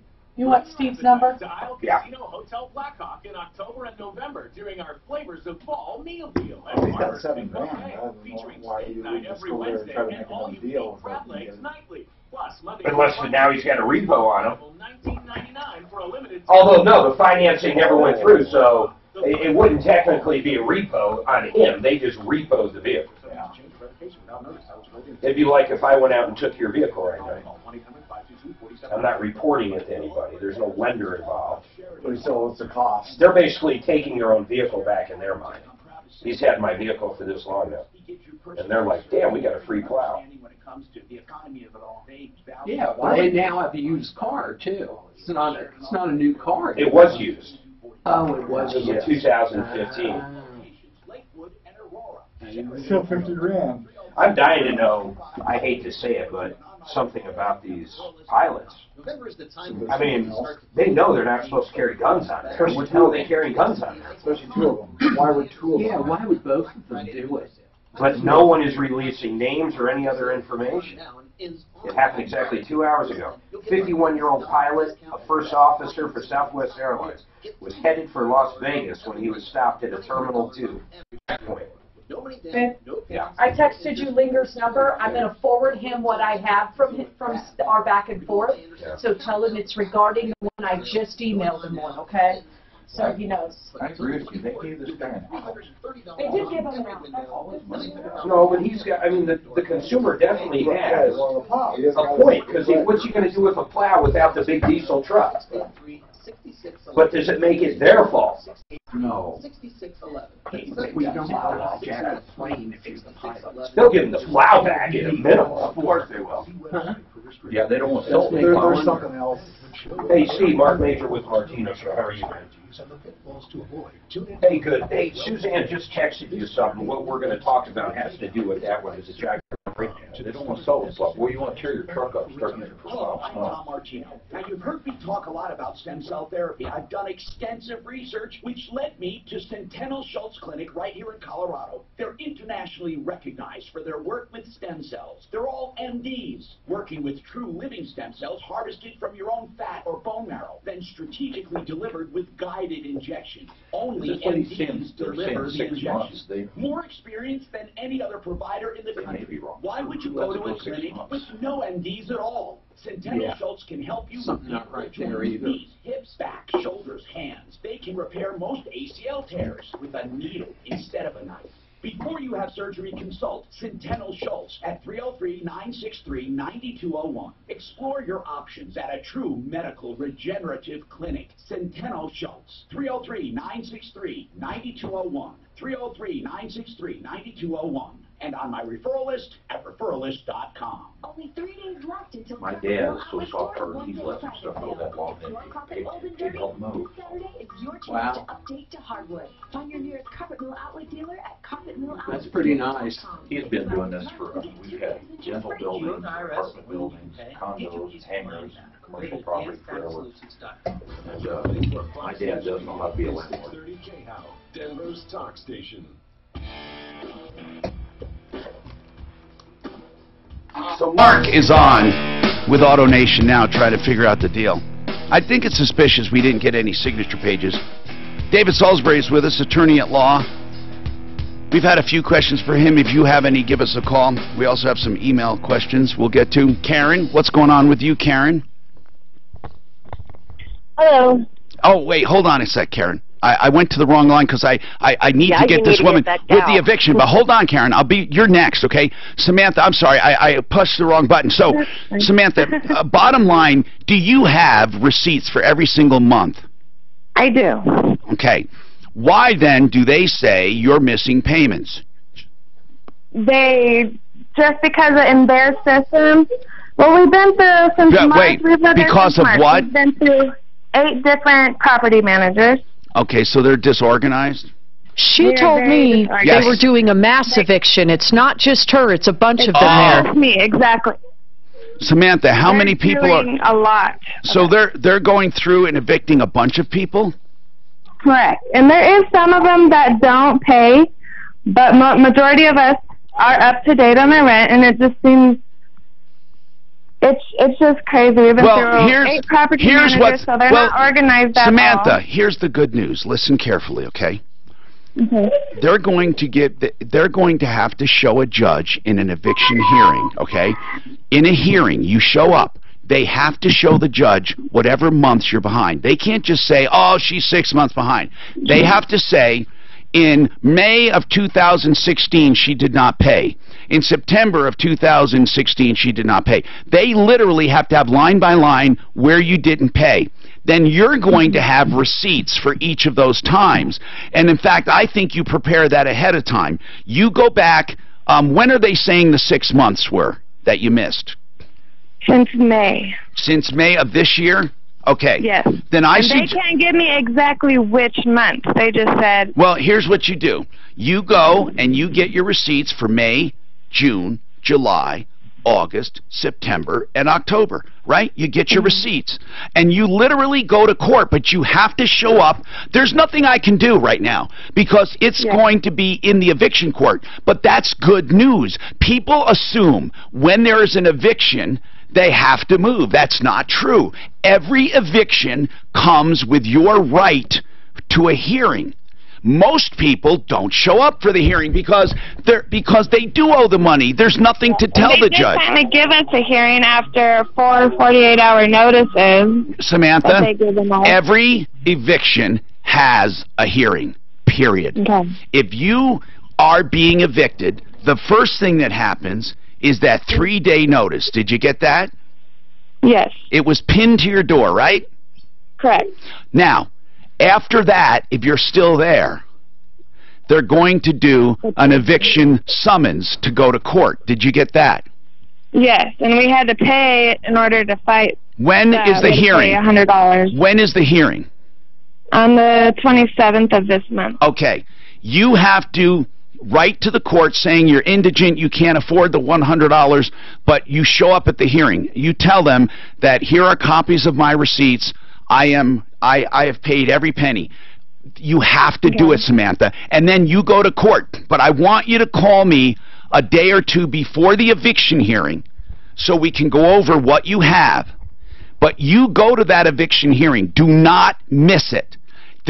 Now that it's in this process, it's a good thing. I can't call and stop it. I can't call the court and tell the judge what to do. I can tell you what to do, not legal advice, but just as a friend. You call me back.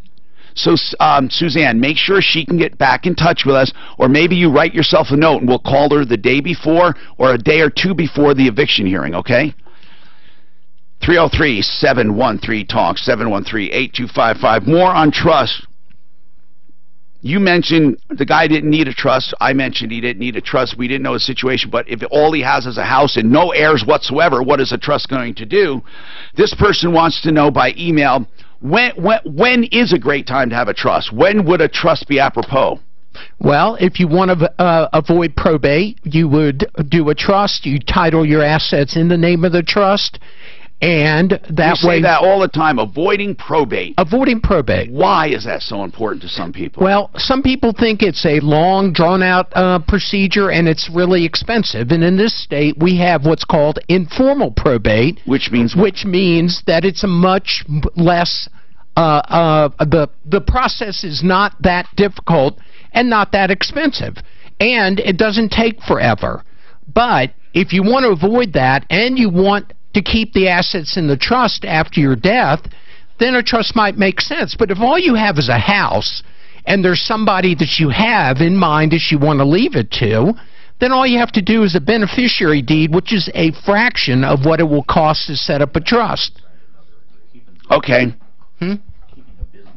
303-713-TALK. Now, with a trust, do you recommend revocable or irrevocable? And absolutely a revocable trust. You want to be able to amend it at any time during your life. What reason would anyone have for an irrevocable trust? Well, some people have assets, for example, that are appreciating in value and they have a large estate.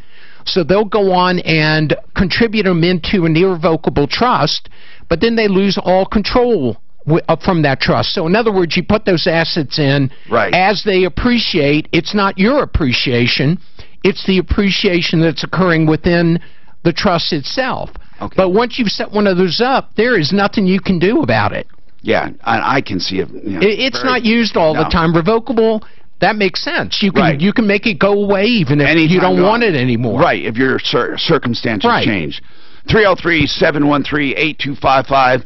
Karen, now it's your turn. What's going on, Karen? Hello. Hi, Karen. What's happening? How are you? Oh, well, my 81-year-old father-in-law bought a piece of property, 5 parcels to be exact, in Littleton on Field Street. When did your father buy this? when was it? My God, probably, I'm going to say almost a year ago. Oh, it's only a year ago he bought it. He's 81. He bought 5 parcels of land? Yeah, for an investment. Well, okay, I understand. 5 lots, basically. Exactly. Okay, hold on a sec. We'll come back and we'll answer this and talk about it. And then, Mark, without giving details, you did talk to AutoNation? Yes. Do you have any additional stuff to say later? Not yet. Okay. 303-713-8255. We're going to be talking about this thing when we do, this car deal. The guy put a plow on it, and then they couldn't get him financed. I say you just take the plow off. Why make such a big problem, right? So, Colorado Tinnitus and Hearing Center, it's something that I talk about because they are the only ones that do these free test drives with no obligation if you want to try out a hearing aid. Now, I told you I would be telling you about their Christmas special. This is wonderful. They have a Christmas special, and I'm going to tell you about it now because only a certain number of people can apply. Ready? The most advanced hearing aid technology available on the market that can help with tinnitus and with hearing loss, one or both, of course. And they are cell phone compatible, both the iPhone and the Android. You get either one, and you get $1,000 off the pair of hearing aids for the first 10 listeners. Here's the good news. If you call right now and make an appointment for an evaluation, right, and it turns out you're not a candidate, you pay nothing. So you can take advantage of this $1,000 off. So if you ever thought of a hearing aid, now's the time to call. Get in line. Just call now for an appointment. It doesn't have to be today. For a hearing evaluation, and you will qualify for $1,000 off. You got to mention me. And remember, it's only for the first 10 listeners. Now, if you know the number, you're already calling because there's nothing to lose. If it turns out you don't need it, don't worry about it. You don't have to pay anything. So it's $1,000 off hearing aids, all right? And here it is, 303-534-0163 for the first 10 callers to make an appointment now. For sometime in the near future, you will get $1,000 off. 303-534-0163.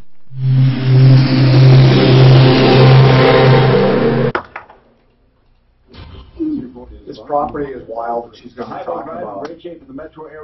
They have there's a coal mine very close to there. It's been excavated underneath. They won't let him sell that property until they pump $500,000 worth of grout or cement underneath there. So it doesn't collapse. So it doesn't collapse. And none of the people around there can sell the property either. It's got to go back to. How did the people that sold it to them a year ago sell it? That's a great question. I never asked. Well, did they look at title work? They did. They said that the coal mine was actually, it's not right there, but it's a little down. Yeah, they were doing mineral rights underneath it. Yeah, but wouldn't that be a matter of public record? That'd be in the records. I bet they didn't use a title company or a title policy. Well, that could be that anyway, that information was available to them. Not that I don't feel bad. She said that the actual mine was a ways like another street over. Right, apparently right. Holding all this. But they probably have mineral rights under his property. Well, probably. Well, she says it's a stabilization issue and stuff. By consolidating. Well, so why don't she just? Why don't they just let them do what they need to do? No, they want the property owners to do that. This could allow you to To pump that grout underneath there to fill it up and stabilize it. She said $500,000. I asked, how do they know that? How much is excavated underneath there? And then I don't understand why they couldn't sell it. I can understand why you can't build on it, but not why you can't sell it. That's what she said. They're keeping her from selling it. How do they do that? How do they keep a private party from selling something they own? Right. What did they go to court and get a conjunction? The EPA got hold of it. Because apparently this coal mine has been, it's dangerous, right? Right. It's unstabilized. But the coal mine was underneath there. Right. Well, actually, she said it's not underneath their properties. It's a little ways away, but I don't know. That's what she had. The EPA gets involved. Because if they get called, they can't block it. Yeah, but how do they, it's like he said, how do they block it? How do they block it? Because they can't just say, hey, don't do it. They can't just say you can't sell your land. How do they block it? She said it has to go back to Jeffco. That's what she had told me. I'm guessing she doesn't know what she's talking The about. most common thing is when somebody buys a gas station, there's underground tanks. Yeah. I can still sell But then you it. have to remediate. I can still sell it. I can't operate it and do anything with it, but I can still sell the property. Yeah, they can catch that person at that point, says you are now responsible parties and make them fix it before they sell it. From design to finish. On time, on budget. But this is Jefferson County. Jefferson County is little. Because Is this out by Coal Mine Road, out in that area up there where? I asked her, where's the coal mine? She didn't know that. You know, how did they get to the coal? They go straight down and go over? How deep is it? She didn't know. Little guys. When it comes to kitchen countertops and cabinetry, It was just a little. Down by King Charles. They can only bring up small chunks of coal. Right, yeah. And they're burning. Are they really? Yeah, there's places where smoke comes out of the ground. They're burning for 100 years. when the kitchen is done, the bathroom is free. All tear out and haul away is also free. Open 7 days a week. I don't understand how coal underground would make air get to it. No, air gets to it. Huh? Air gets to it. I know, it's been on fire for over 100 years. Right. No, that happens all over the world and stuff where that goes on. But yeah, no, air goes, there's fractures and stuff that allow. You can't smolder without air. Do you know that Argo mine there in, did you go by one of Idaho Springs? That big Argo mill in Idaho Springs? You know, that wasn't a mine, that was a service shaft to go through the mountain to get to Central City mines, for them to bring the ore out to get it from the thing. They hit a water pocket, and there's pictures of that water shooting all the way across the valley and hitting the wall on the other side. Ran for 2 weeks there. Water ran out. Really amazing. Actually, the miners in the old days ruined so many properties and stuff. Oh, you see pictures of that valley, and there's not a tree. The entire valley. I mean, they were dumping arsenic ore and stuff, and they put out they really shoot up a lot of them. But that was before clean coal. No, this is mines. This is like gold mine, silver mine. Oh, stripping. Right. Uranium. Well, it's about how they separate it, and they all voted. They were told all voted Democrat. Well, that's okay. You know, Moore was a Democrat, supposedly, when he was molesting the... Yeah. Tom Martino! With the longest running radio show and the same host in America. Poking the bear. Oh, there's no bear. You mean poking... Poking the squirrel. Poking the pussycat, you're saying. 303-713-8255. Karen, she's talking about 5 lots. Now, here's what I want to know. What is the problem? You said he bought 5 lots. What's going on? Well, he bought 5 lots, for an investment. Yeah. And when he bought it, he asked if my husband and I could go up and check the planning and zoning and make sure everything's good. And we went up there that day, and we were told by a gentleman that there is a coal mine underneath. Except it's not underneath any of our parcels that we bought, and we're good to go. We could go ahead and buy them, so we got the green light. So the following day, we went ahead and we bought the parcels, or my father-in-law bought the parcels. Okay. Then we decided to go back down to planning and zoning to start pulling permits. Mm-hmm. Well, then we were confronted by a gentleman named Pat O'Connell at Jefferson County Planning and Zoning, and he said, "Oh, no, you cannot. You cannot have a permit." Right, on any of the parcels that the coal mine is not under. Mm-hmm. The coal mine is on the corner of Fairview and... I don't care about that. It's just in the vicinity. And what are they saying, the coal mine? Why are they preventing you from pulling a building permit? Because on the small corner of the street that you turn in on has a coal mine underneath it. Okay, and how are they saying that affects the property? They said that it's dangerous and that we needed to see about filling the property or filling the coal mine with. Is the coal mine a surface mine? Is it a surface mine? Yeah. No. Can you see the mine? No, not at all. So how do they know there's a coal mine there? By records that they pulled, maps. We've got maps. So there's an old coal mine that was filled in.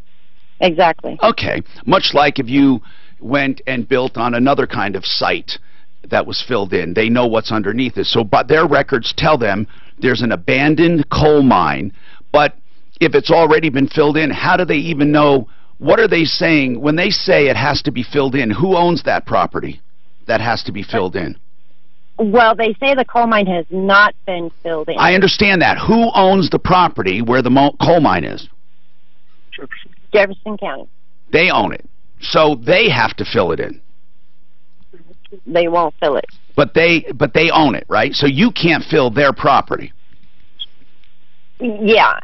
Well, part of a little corner of the private road that goes into the property has the coal mine under it. I understand that. If that little part was filled, would they be satisfied, or does the whole coal mine have to be filled? The little part. What? So if you just fill in that little part, they'd be satisfied. You don't have to fill in the whole coal mine, they're saying, right? Right, and it's $500,000 to fill that. Okay, because of the stability. They're saying it's the stability. Really what they're saying is the stability of that area is compromised because of that one area. Now, I've purchased property before where we've had issues like this that you had to satisfy in order to get building permits. It's not uncommon. So here's the point. Usually, the development rights are valuable enough where people chip in. You know, they say, listen, we got these many lots, you have this many lots, let's get this done. The mere fact that it's under one lot doesn't necessarily put it all on their shoulders, unless it was county land. If this one private road, who is that owned by? Jefferson County. You just told me that part of it is on private property. I said, is it county land? You said most of it. You said there's a small part that could be filled in that's under a private road. What private road? Who owns it? The other homeowners in the other corner. Okay, so somebody owns the rights to that one area that has to be filled in. Is that correct? I don't know why it's so difficult to get information, but if you are forthcoming, I can tell you how to proceed. But I feel this delay. If there's someone talking for you, let them put the puppet down and get on the phone, and we'll talk seriously. There is a way around this. This is not an uncommon thing. I'm Troubleshooter Tom Martino with David Salisbury, attorney at law. We have more coming up. I should have had... Well, first of all, they're not talking about selling. They're talking about development. There's a big difference. No, the other people, that's what she had told me. They can't stop somebody from selling it, not one fucking bit. They can stop you from getting a building permit, which in effect stops you from selling it because no one will buy it. Right. That is what I meant when I said, when he asked, how the hell do they stop you from selling it? No. The answer is they don't. No, she told me the other people with buildings on there are not allowed to sell it. If they try to sell it, it goes out of back to so they're like she told me she's wrong. She'd be okay. Yeah, she's wrong. Yeah. You can sell anything they couldn't take it even by adverse possession or dangerous. It doesn't matter. No, because then you have to physically take it. They can't say, hey, you can keep it but you can't sell it. This is not an EPA hold either.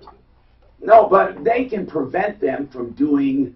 But even on those gas stations you were talking about with the underground, I had that. You can still sell them for $1. Whoever owns them's responsible. I can sell them for whatever I want. I sold one with a gas tank underneath it, and they knew there was a gas tank underneath, and they bought it knowing it because they were going to fill it in. But if it's dangerous for them to develop it, it's dangerous for the people who own that piece and already have property. Why isn't it dangerous for them? Well, they got away with it. They want to minimize that. Maybe they build it before they mined it. I doubt that. There was a church in Denver that had a bunch of those gas station sites given to them in a will, and they ended up to be worthless. Well, less than worthless. Yeah, they got stuck with them. Yeah, but I mean, you don't have to. If you inherit something, you don't have to take it. Yeah, you can just claim it. Well, you can disclaim anything. Nobody can make you take an obligation. Unfortunately, they took it because they didn't know better. Well, catacombs. They screwed up. Catacombs. Yeah, I'm just saying, that's a lot of dead people underground. How come none of Europe falls into the catacombs? That's probably hard rock. this here's softer rock and stuff. What's the difference? Just like that. What's the difference? I mean, there's mines all over that people will have stuff on top of and fence all stapled. Like what? Well, the ocean's soft. There's got to be an easement. There's got to be an easement on that road. There's got to be an easement that allows access to those 5 lots. Okay? That's so that there's little an road. easement. That's that little road. Yeah. And so they've granted you an easement, and it's an easement over part of it, which is a danger. Yeah. So they should have to fix it, meaning the people who are already What there. if it's a private road? But it's still, if there's, I don't mean a government easement, I mean an easement that was established by whoever sold it maybe to those people Yeah, who but just already had because property. that's fine. Let's say it's an easement regardless of who. Someone still owns that land. Let's say it's a private individual that owns that land. So they're going to have to fix the road. And what if they don't have $500,000 to fix it? That's, I think, where these people are sitting. I mean, who the hell has $500,000 to put filter? David Salisbury does. David does.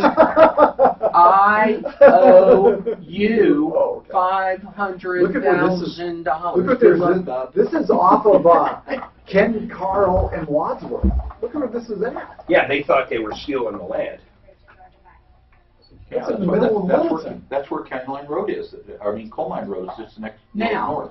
That could be worth easily putting $500,000. If the owners of that lot knew. Go to the street. You might be able to go after them. Is it where the water tank used to be, or is it where the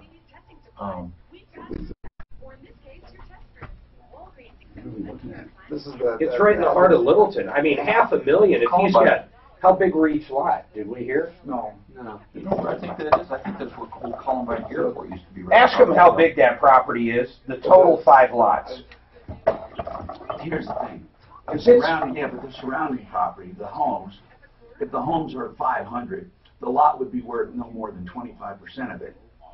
Well, to me, this is almost like the hogback. These would be scrapes. You'd put up McMansions there if it's where I think it is. Oh my God, that's where.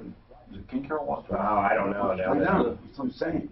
South They're Field. 250. Yeah. So now you're looking at lots worth 50 grand, maybe.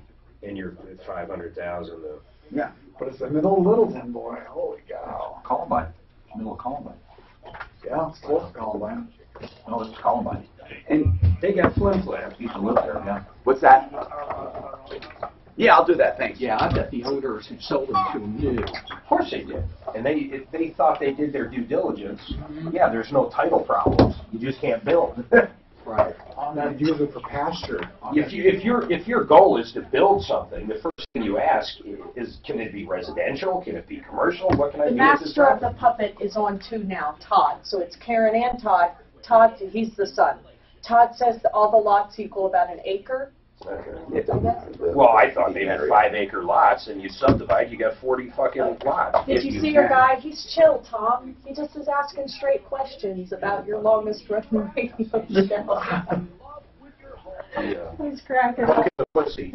Yeah, but when you buy them, wouldn't you Cat. say that it's... What's gas? How long can you wait to say that? Doesn't have to be disclosed on a real estate contract. Good question. I think. I was waiting. I said, oh. Why would that have to be disclosed on a real estate contract? Because no one has built anything there. Maybe they're just buying it to look at it. Why would that have to be disclosed? Wouldn't it be zoned for residential?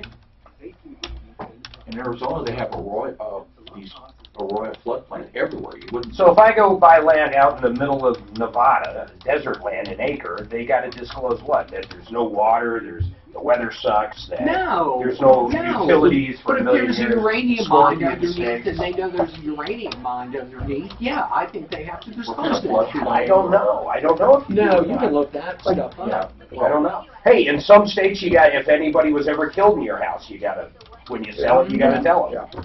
Tom, when you sold that one with the gas tank underneath, you didn't take responsibility for mitigating and cleaning that out, huh? No, I chose not to. Oh, I okay. chose to sell it. If he did do it, he would have sold it for that much more. So I thought they had back. Yeah, they go after the owner. But they can go back If at that's the owner. leaking, they go, damn. I didn't non-disclose it. No, I understand. I thought they went for you know, if the people there said, hey, you know, this is now there's a plume of gas all over there, now you gotta go back to the previous owner to clean it up. No, then I had a previous owner, and they had a previous owner, and where do you So stop? who put it? The EPA will catch. How do you do it? I mean, you can. I guess theoretically you could keep going back, but To the person that put it in. yeah, Who's dead. No, the EPA goes after. just like drainage problems. As of the date of disclosure of a leak or a problem, the EPA goes after the owner on that date. That's right, but my point is they can sell it for $1 if they want, and someone's willing to buy it and take on that obligation. Disclose it, of course. Yeah. Like, those cleanups were huge, those gas tanks. Oh, same with automotive shops. There you go. We had one in Crestline that we had to spend. It wasn't that crazy. It was about 40 grand. We filled it with But as I cement and it remember, passed off. if you're not the one who did it, if you're not doing an environmental infraction, the most consequence you have is the property. You've got worthless property. Exactly. They can't come after you. You didn't do it. But there's nothing. Hi, I'm Tom Martino, your troubleshooter. Welcome to the show. The only show of its kind anywhere getting directly involved, and the longest running radio show right now with the same host. And we're still going strong. We want to help you any way we can. Don't forget help, information, and referrals on this longest running show. And we love doing what we do each and every day, and it gets longer and longer every day we do it. So, we're talking about all kinds of problems, questions, and complaints right now. This one is interesting, with lots that were purchased and are basically useless. We'll talk about that. We have with us David Salisbury, attorney at law. He's on a referral list. He does wills, trusts, probate law, and all kinds of in-between stuff.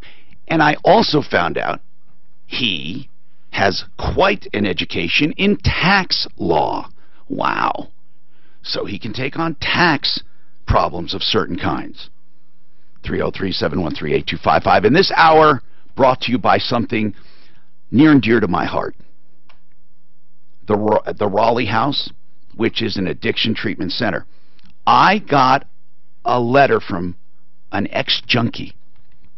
Right, Suzanne? You told me about him. And he had listened to our show years ago. We got him into treatment. He said it helped that somebody cared about him. He came in and visited us. He went to treatment. He stayed in touch with me over the years. He now has a thriving practice in business for himself, and he's a good guy. I have helped many addicts over the years through this show. They've contacted me, and it's gotten to be a thing for me. The Raleigh House helped me out by establishing this special line that people can call for information. We were brainstorming. Mark was with me at the Raleigh House, and we said, what about if we have a community line people can call and ask any question they want without any obligation or any cost, or totally confidential. So that's what we did. This number you can call and ask about, what is treatment? How long does it last? Does insurance pay? How much does it cost? Are there any other kinds of treatments? What can I do at home? How do I approach the addict in my life? What do I say to them? How do I say it? Are there interventions? Any question you have. The Raleigh House is a premier addiction treatment center, all evidence-based treatments designed to help reduce substance abuse. And we're talking about prescription drugs or hard illegal drugs or alcohol or anything. 720-893-5559. This number is for you, the victim of an addict. And remember, addiction will never go away on its own. 720-893-5559. All right, so Karen is now on with Todd, and so now they can speak together, which is great. Their father bought 5 lots, her father, 5 lots, 81 years old, not that that matters, a year ago. They can't do anything with it because there's a coal mine underneath it. Now, I bought a property one time with a gas tank underneath it, and I chose to sell it with disclosure and have them fix it. I didn't want to do it. People, you know, here's the deal. You basically have due diligence you're supposed to do when you buy property, and I know you said you did it, and you didn't find out about all this information, but those are the breaks in real estate, but there are ways to deal with it. Sometimes the economy supports that, and sometimes it doesn't. For example, If the area supported home appraisals of $1 million, then you could figure about 25% of that would be your land value. So you would look at a $250,000 lot. If you're looking at a $2 million, $3, $4 million houses, your lots go up. If he has 5 lots, you do the math.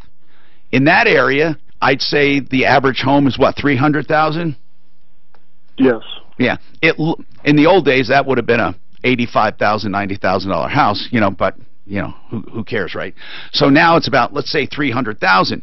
Well, you got a problem there, because $300,000 is not going to support what you need to do. So we're looking at about a $75,000 lot value. If you pay more than that, you're overpaying, unless you had enough land to do a little enclave and make it just a neighborhood. But you don't have enough. 5 lots are not enough to do that, unless the location was so spectacular it was underutilized. And then you could literally go in with 3 lots and do a little enclave. You see these sometimes in areas where the homes are really just normal little houses, and then it's such a spectacular area, somebody does an enclave with expensive houses. But what I'm saying is or if they let you do, like, maybe, I don't know, multi-unit in there. Yeah. But I don't think they'd let them. You put in 30 apartments, that might work for 50 or 500,000. Good idea. Because in addition to your land costs and construction costs, you have an extra 500,000. And the way that's usually done in an area, if there's off-site work, that's what it is, that needs to be done, you usually distribute the cost according to impact. So let's say the guy where the coal mine exists, unless he did it, but he didn't do it, let's say he inherited it, he has 1 lot and you have 5 lots. Then that's easy. He pays 1/6 of the cost and you pay 5/6 of the cost of cleanup, because the cleanup there benefits you as well as it benefits him, but he only gets 1/6 really of the benefit. That's the way to do it. But the economy has to support it.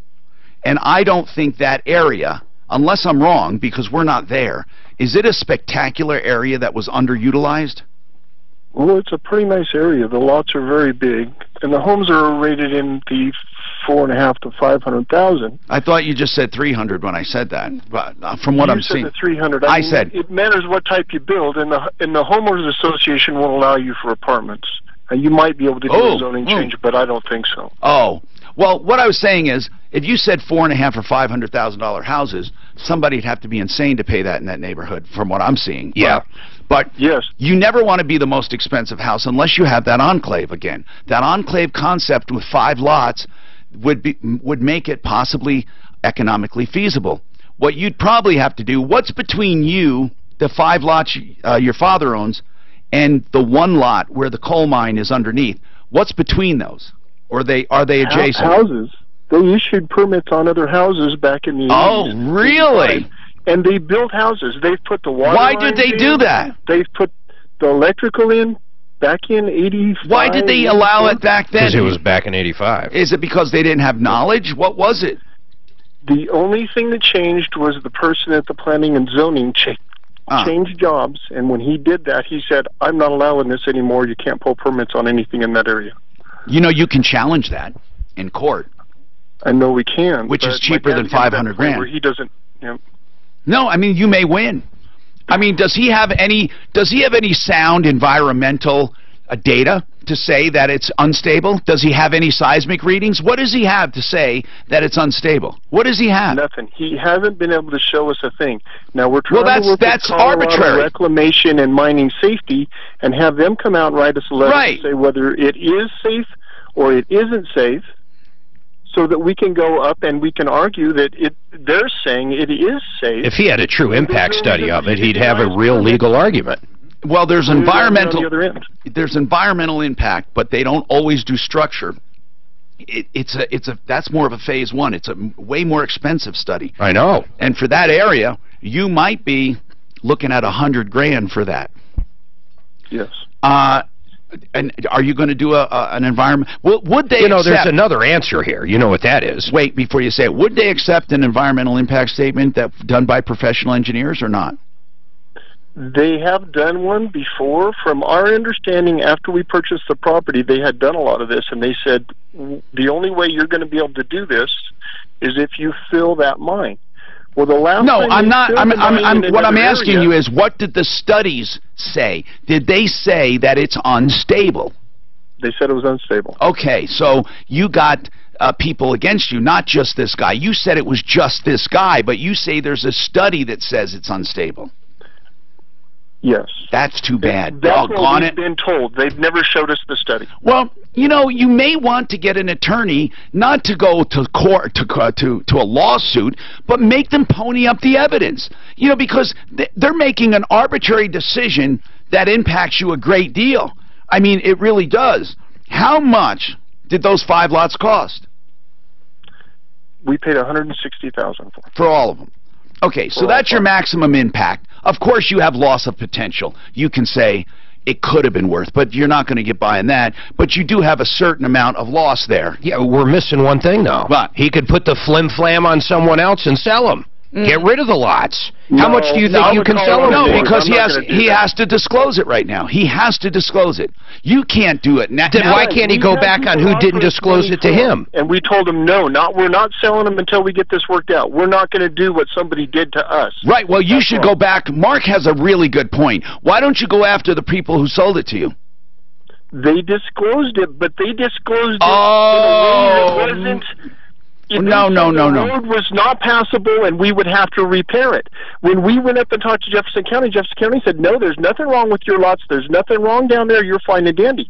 So then after we purchased the property, we went back up there, and they actually disclosed why the road wasn't passable. Okay, well, there's nothing wrong with that.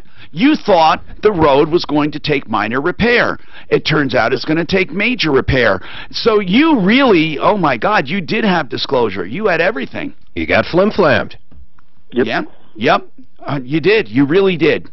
I wonder what it's worth to maybe people in that cul-de-sac or in that area. Maybe the land, if they want to keep it empty. A park.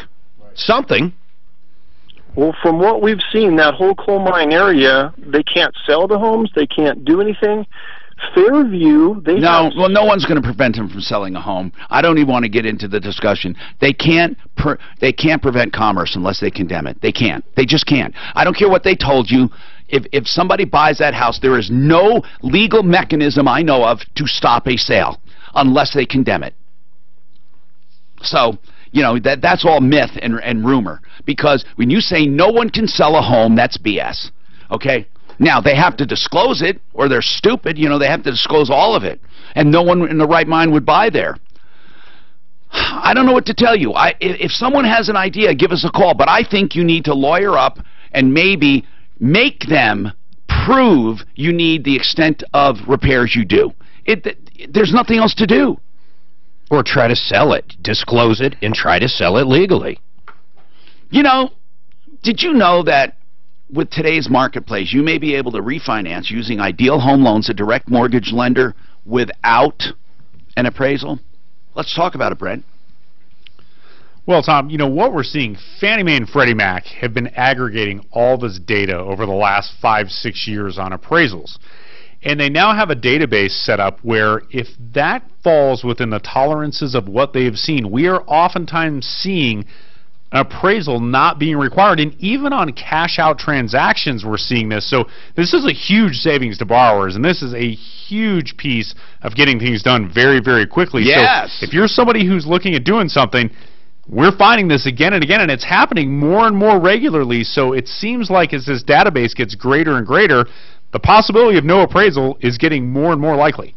And Brent Ivinson at Ideal Home Loans, they have a whole stable of benefits for you. Not just a no appraisal refinance, but they have some programs that protect your down payment. They have other programs. They rate guarantee for everyone for the 2-year period after you close. They will not only refinance you, but do it free of charge because of rates going up even 0.75%. Yes, Ideal Home Loans for your next Ideal Home Loan, including the pre-approval, which is like a cash deal. 303-867-7000. 303-867-7000. IdealHomeLoans.com. And when you're buying, you know what I'm going to say. You read my mind. Frank Duran, therealestateman.com. I hope he pops into your mind, too, when you're thinking of selling your home and you want someone tenacious and passionate and someone very, very friendly. You're going to pick Frank. Mark said the other day, I don't know how he does it. He sees and oversees every single deal. He has a team, but he gives such individualized attention. He's probably working 20 hours a day. Frank Duran, therealestateman.com, 303-920-1622. You will never get a higher level of service. 303-920-1622. This report is brought to you by Office Depot Office Max. Well, the morning's been pretty busy. Now this is really simple. If he bought it with disclosure, somebody else will buy it with disclosure. Possible. Exactly. Those backyards, I mean, there's some pretty nice homes over there. Also 85. We can see that they would really, and now they couldn't get to them, you know, they would be basically their backyard because that road is... Here's what happened. The father wanted an investment, or they wanted to create some cash flow for him. They didn't do their due diligence. They ended up screwing the father-in-law out of 160 grand. So you sell the damn property.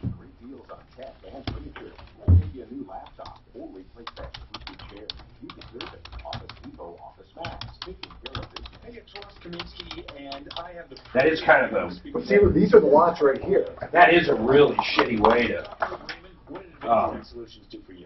well, you know what they did? They absolutely put in there and disclosed that that needs to be repaired.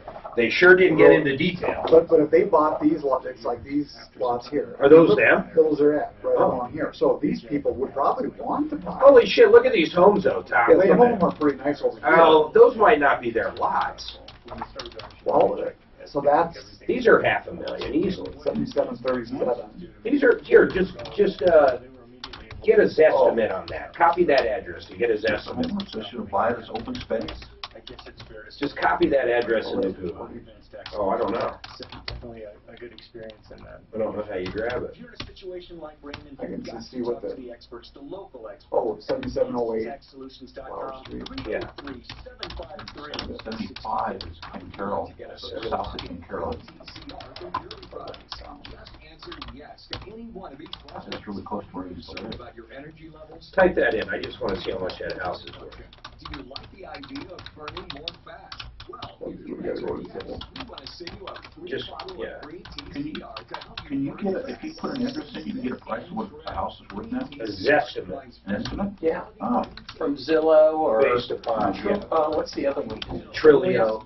I think they just, some company I think just bought all of them. Yeah. So like, I think it's all owned by one now. I built a house down in Colorado, 7544 South Depew. I'm just curious what it's worth now. Call right now to request your free booking. Dial 1-800-326. Cut and paste. There you go. Go ahead.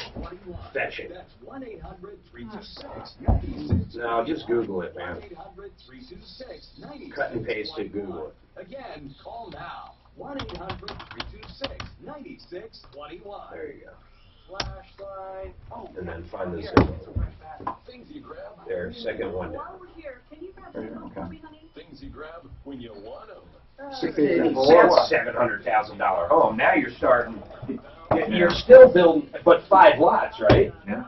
Hey Dan, can you change the address at 7544 South Depew? The houses right around those lots are $700,000. What is it? 75. So all of a sudden it starts making a little sense, but they probably don't have money. Here's the That's part where $150,000. That's $175,000 lot. Yeah. Yeah. Okay, so $175,000 lot. You're adding to that 500 divided by 5. And you're saying you're not going to get the neighbor to play shit. By the way, I said he should, but he won't. No. 500 divided by 5, 100,000 per lot. You're going in at $100,000 over. That's $100,000. That's all your profit in a house. Yeah. I'm Tom Martino, your troubleshooter. David Salisbury is with us, attorney at law. And we're talking about probate and wills and trusts. Okay, George, go ahead. What's happening? Hey, real quick on that last call, I suggest they first do a FOIA request to get that. Oh yeah, that's a good idea. I mean, they don't need an attorney for that, and there's no legitimate reason. And for them to be denied on that. It's an open records request. You want to see all the documentation. Many times, though, with that request, you have to know what you're asking for. You know what I'm saying? Well, they do know exactly what they're asking for. Do they really? I don't know if they do. What are they? What would you ask for, George? Well, they know they probably even know when that study was done. They've already spoken about it with the county, so they have whatever information they have on from the county on the study. They just don't have the details of the study itself. Yeah, they need to get more information for sure. So I called about two things. Yeah. One about HOAs and one about a telephone scam, which I've been receiving. My wife and I on our cell phones. I don't know whether you've spoken about it before or not. So on the HOAs. We all know that for better or worse, there's been a huge growth of HOAs over the last, I don't know how many, 10, 20 years in Colorado. It's well known. What I've never actually seen is a legitimate, current research based on data, not anecdotal evidence, that evaluates the benefit of having, of any home value growth or retention of living in an HOA or buying in a HOA versus outside an HOA. I mean, the as far as values and all of that. Yeah, for the main reasons, people go into HOAs for different reasons, but the primary reason is value retention or growth. And that's my understanding. And so where is the data that supports that in the current environment? I haven't seen it, and I'd like you to... Yeah, I don't know there is any. Use my charge to you to actually, rather than... all this anecdotal, my HOA is good, or I have this problem and that problem. I'd like to see the data to support it, because I think that's relevant to making a decision, not that you have that much of a choice. No, you really don't. That's the other thing I was going to say, George. You don't really have a choice. You don't. I mean, I don't know of any HOAs. I mean, there are some way out in the country, but I don't know of any that membership is voluntary. I mean, you're in it. And that's about 99% of them. If there was research suggesting that they have little value or less value or no value comparatively, then HOAs will start going away. Probably. That's one thing. One thing that I know, though, when I'm buying, I personally, I bitch about HOAs on the show, but I'm talking about ones that are, out of control or they're just power hungry. Mm-hmm. But I really like the comforting idea that there are some controls as to what somebody can build or what color they can paint their house. I like that. Not just that. A lot of times the trash service is in there so people don't get trash in their yard. The swimming pool's included, the hot tub, the tennis courts. Right. Okay, so what else did you want to talk about? Yeah, the cell phone. So my wife and I have been getting for a while now, a long while, the scam cell calls on our cell phones, right, where the area code is 303 and the exchange, that is the prefix, the first 3 digits of your actual phone number are the same as our cell phones. Yeah, they're just spoofing you, man. Yeah, I mean, the last 4 digits are different, obviously, but... They have programs that actually do that they actually mimic the number they're calling. If you're in a 405 area code and you have a different prefix, they're going to mimic that.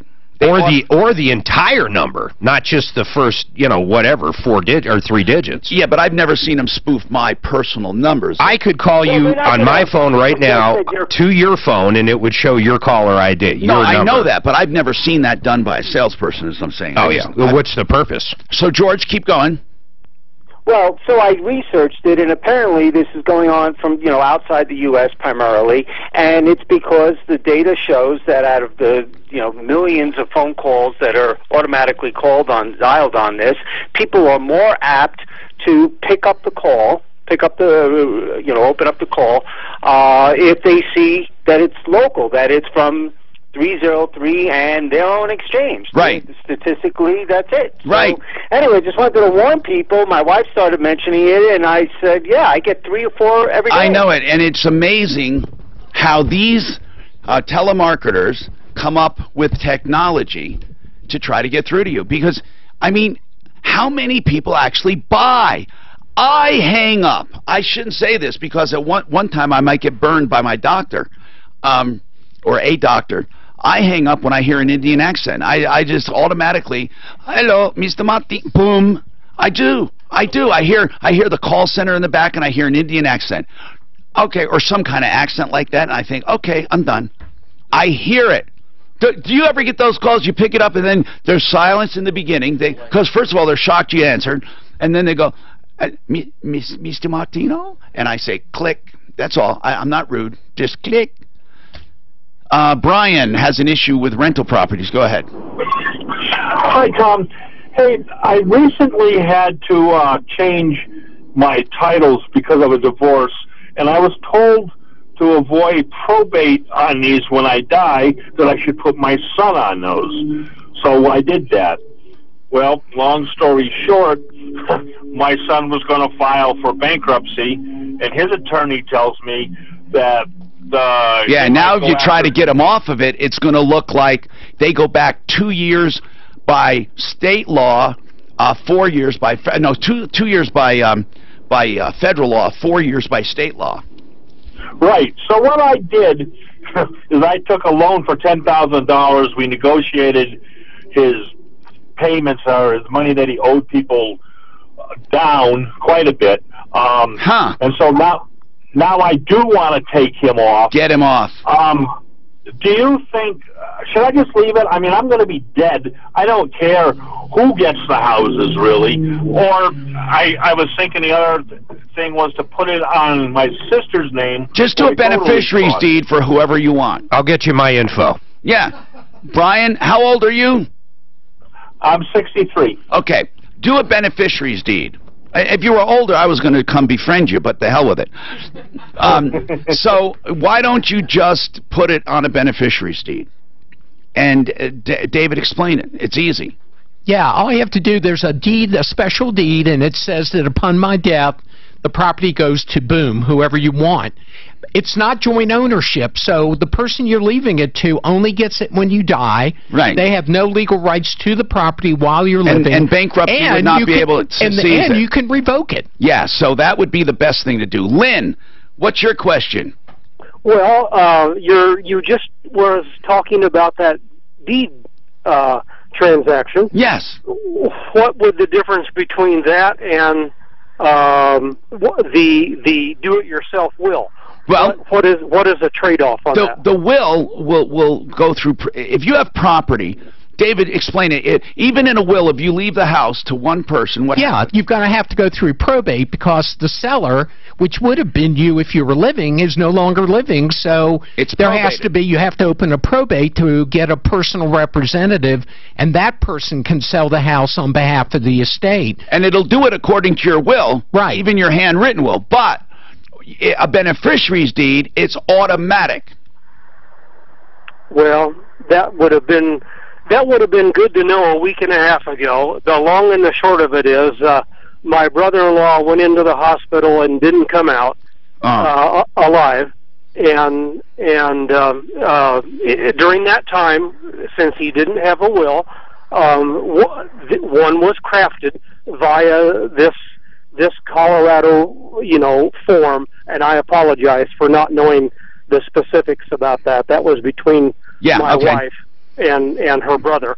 But so that was all done, witnessed, notarized, blah blah blah, and leaving everything to my wife. And so now I'm just curious in general about, well, were there drawbacks to that, or are we okay? Well, if you listen, there are drawbacks if you don't want to go to probate, but it's exactly the same result. Okay? A beneficiary's deed leaves the house automatically upon death. It automatically passes to the beneficiary. In probate, the personal representative signs it over. The net effect is exactly the same. The only difference is you had the cost or hassle of probate.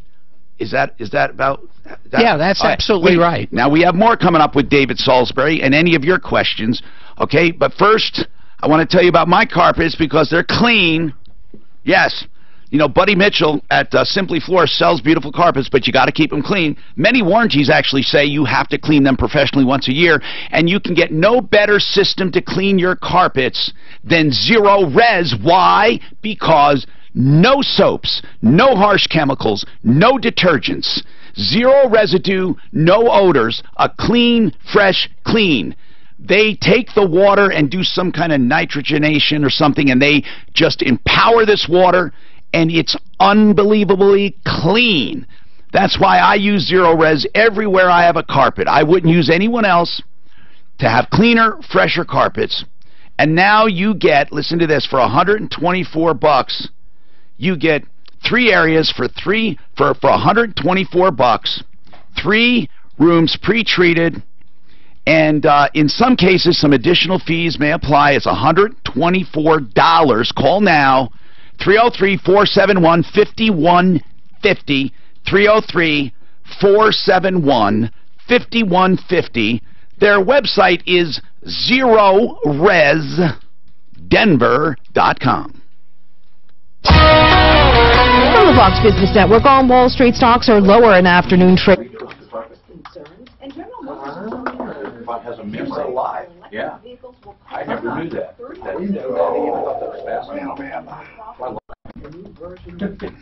Cool 2021.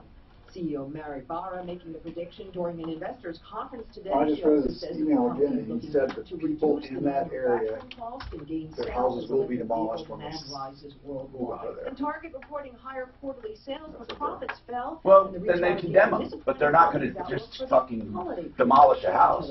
They have to condemn it, and they have to do an eminent domain. They cannot take a house and just fucking bulldoze it. They just can't do it. That would be China. So that many houses, yeah. Let's get Ming Wen here. Yeah. If there's that many houses, they'll fix it. They're saying every house in that neighborhood gets bulldozed, right? They said the people that have homes in that area are told that they That's a major story, by the way. You need to write that up for me. We need to get somebody involved to do a TV story on that. That's a major story. How many homes are involved? She doesn't say. Well, let's find out. Could you find out how many homes? If it's more than 5 homes, we got a major story, because we're basically being told that this neighborhood is going under completely. Yeah, that's the way they understand it. You would think that the coal mine would be responsible to begin with, whoever that was. Or everyone should chip in. Well, that coal mine's 100 years old. Oh, yeah. Well, you know, honestly, if it's so dangerous where a house could fall in, they need to do this right now, if that's what they're saying. How shallow is it? They might be misunderstanding, but No, find out though, and call the county. This could be a great story. I mean, truly, can you imagine? That is the coal mine that's burning. No, there's no burning coal. Yes, it's burning. Are you sure? Where's it coming up? I only know of one burning coal mine in the country. It was smoking out of the ground. Well, back in the 70s it was burning. I don't know if they put it out.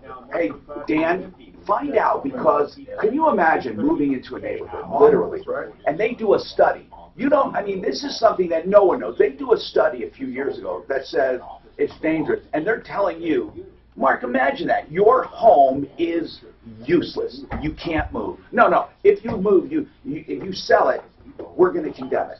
It does happen, but it generally doesn't happen for these reasons. It happens because you don't maintain it and it falls apart and they condemn it. Can you imagine There's those homes up on Green Mountain that were sliding down the hill. Did they condemn them? Some of them they had to because the hill was unstable. Oh, I remember that. I wanted to ask Compass about that. Nice. Oh, yeah. If you have good idea. I wonder if.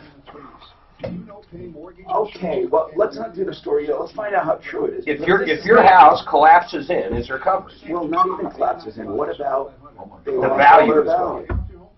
Listen, let's do some research on this. This could be a good story. The problem is they don't value the land.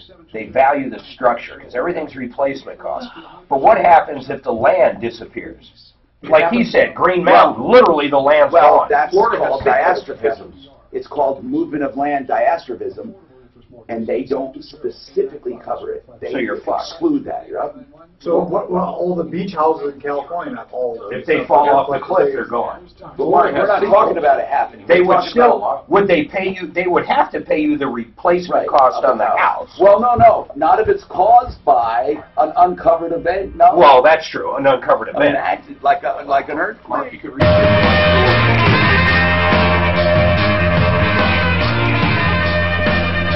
Hi, Tom Martino. I am your troubleshooter on the longest running radio show, 303-713-TALK. And Liz, what's happening with you, Liz? Hi, Tom. This question is for David. Yes. I'm going to start by saying I'm in over my head on this. Uh-oh. But anyway, well, just in terminology and Well, stuff. you called the right place, the longest running radio show. Yeah. Ever. Good. I need it. All right, so what's happening? What's happening? So my brothers and I, my dad passed away about 21 years ago, and we started earning money on a trust that is invested by a bank. And Wait, okay, so the trust your dad left. Yes. Okay. And so the bank is investing it because why? They are the trustee? Yes. Okay. And it's a charitable trust, and again, I'm in Wait a over my minute. head here. It's a charitable trust? Part of it, yes. And then a certain amount goes to you guys? Right. What part how is it broken down, do you know? I don't. I know you're over your head, that's why I'm asking very simple questions. So what happens to, this is David, what happens to the property in the charitable part when you and your siblings die? Does it go to a charity at that point? Yes. Okay. Okay. And somehow that's managed by the bank, too. Okay. So my question is, the way it was set up initially in the trust is that my brothers and I would earn half of the income from the trust. Yeah. So initially, and it was $1.something million, I don't remember. Anyway, how about, was it more than $1.5 million or less? Probably around $1.5 million. Okay, so $1.5 million approximately, and you guys earn the interest. Half of the interest. Half of the interest, okay.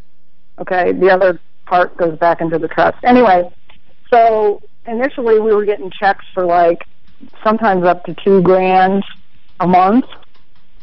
So over the years they reinvested it, or recalculated how they were doing it, according to what they like to call the Uniform Principal and Income Act.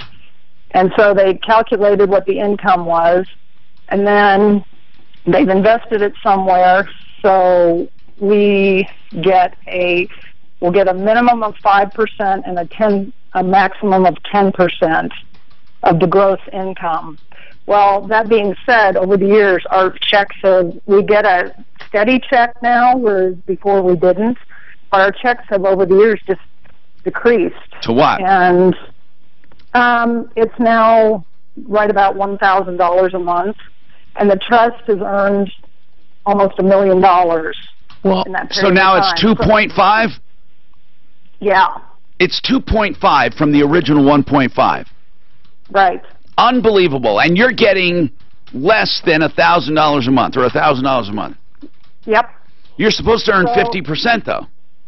The math isn't making sense to me. You know, they do have they are subject to that law, and it's been adopted. What law? The Uniform Principle. And what is that?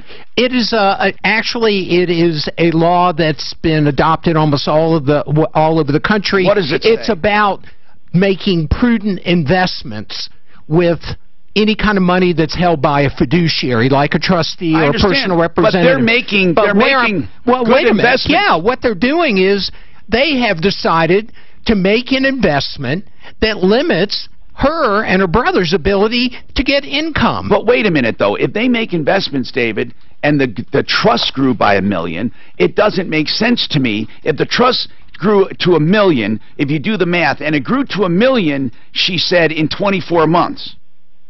Yeah, that doesn't make any sense. Okay, is that about 24 months it went from 1.5 to 2.5? No, 21 years. Oh, well, you know, No, half of the money is income that wasn't distributed to you. I know. It's been plowed back, but no, they're only supposed to get 50% of the income divided by 2. I know, but so the other 50% after taxes is being plowed back and becoming principal. Here's what I think. Why don't you have David review the trust? Do you do reviews of trust, David? Yeah, I will review it for you, absolutely. You know, this would be the best thing. If you just get an attorney, and I recommend you hire David to review it, he'll go through it, and then you'll find out if, in fact, it was allotted correctly. Because if it wasn't, you can go retroactive on a trust if you can show the paperwork to a judge. I mean, in other words, if there's retained money in there that should have gone to them, she can claim that money. Yeah. So, I mean, I'm not saying they did anything wrong. What bank is it, and does it start with a W? It starts with a B. I'm just kidding. You can tell me. What bank is it? Bank of America. Okay. Oh. That's like the worst you could have. Wells Fargo and Bank of America, in my opinion, the worst you could have for trust. I don't know. I've made a lot of money off their stock in the last year. No, you like their stock, but Mark, I'm not talking about you don't let them manage your trust.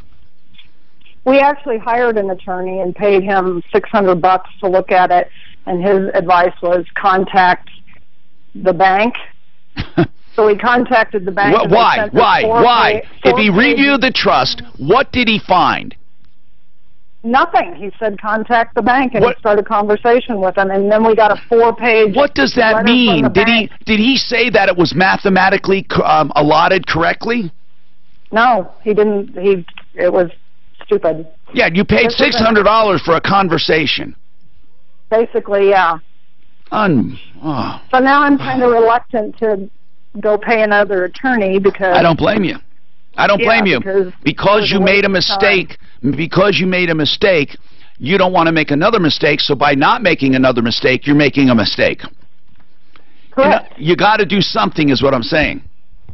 Yeah, when I heard you had a trust attorney on the phone, I almost did a cartwheel. No, you really need to get someone to look at it, and I hate that you did it. Or does he, you should ask him questions, specific questions. You already hired him. He should answer those questions.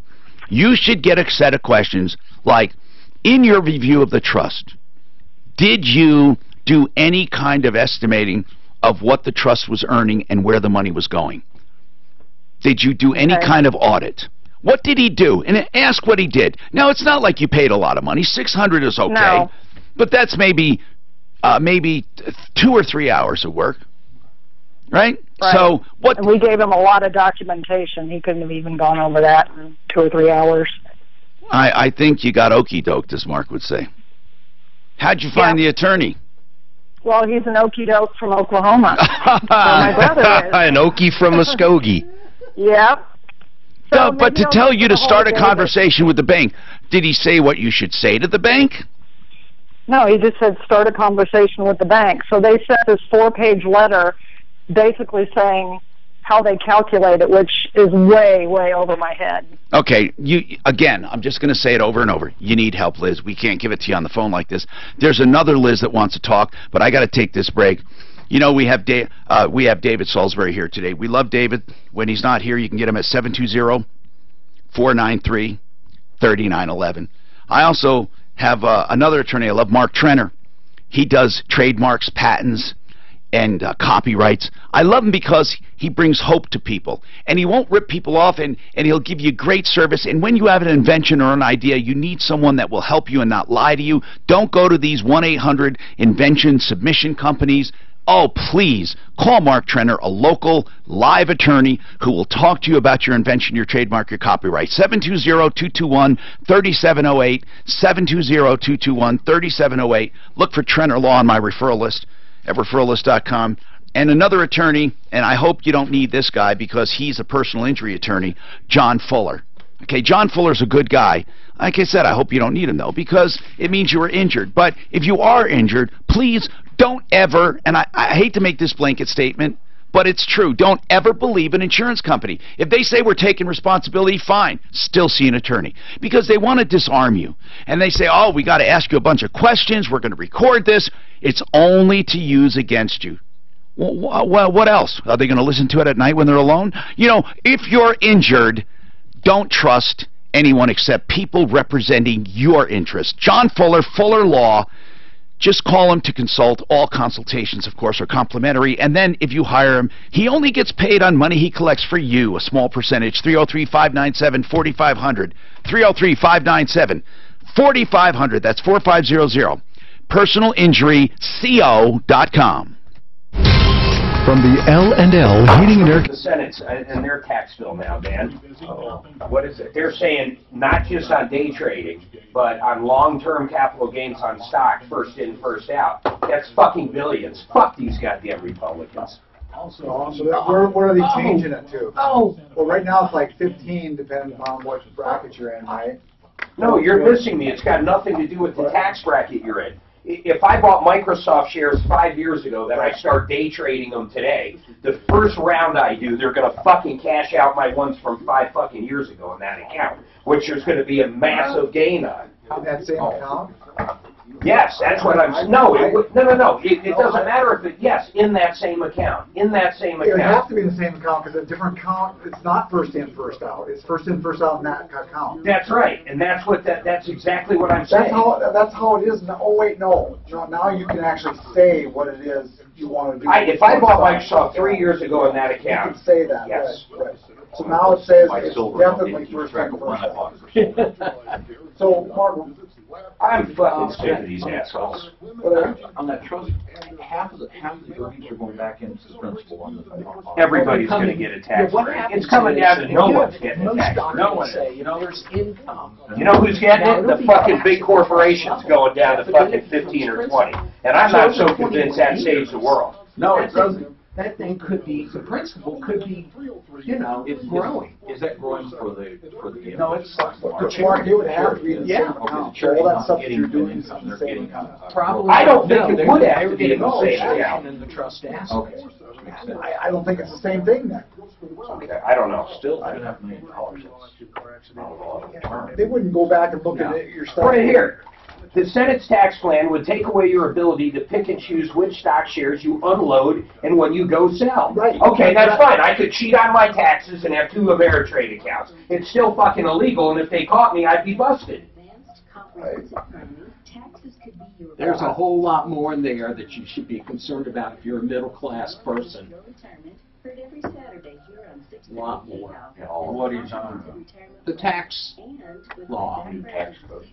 Do you have a mortgage over $500,000? What about it?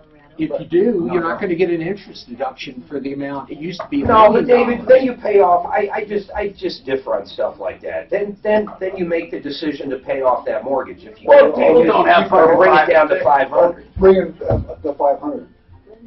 Or don't borrow that money. Or don't borrow that. Right, that's what I'm saying. And that's going to affect the real estate market. But the property taxes, not the lack of a deduction, you're okay with not getting a deduction for your property? To me, it all comes down to that.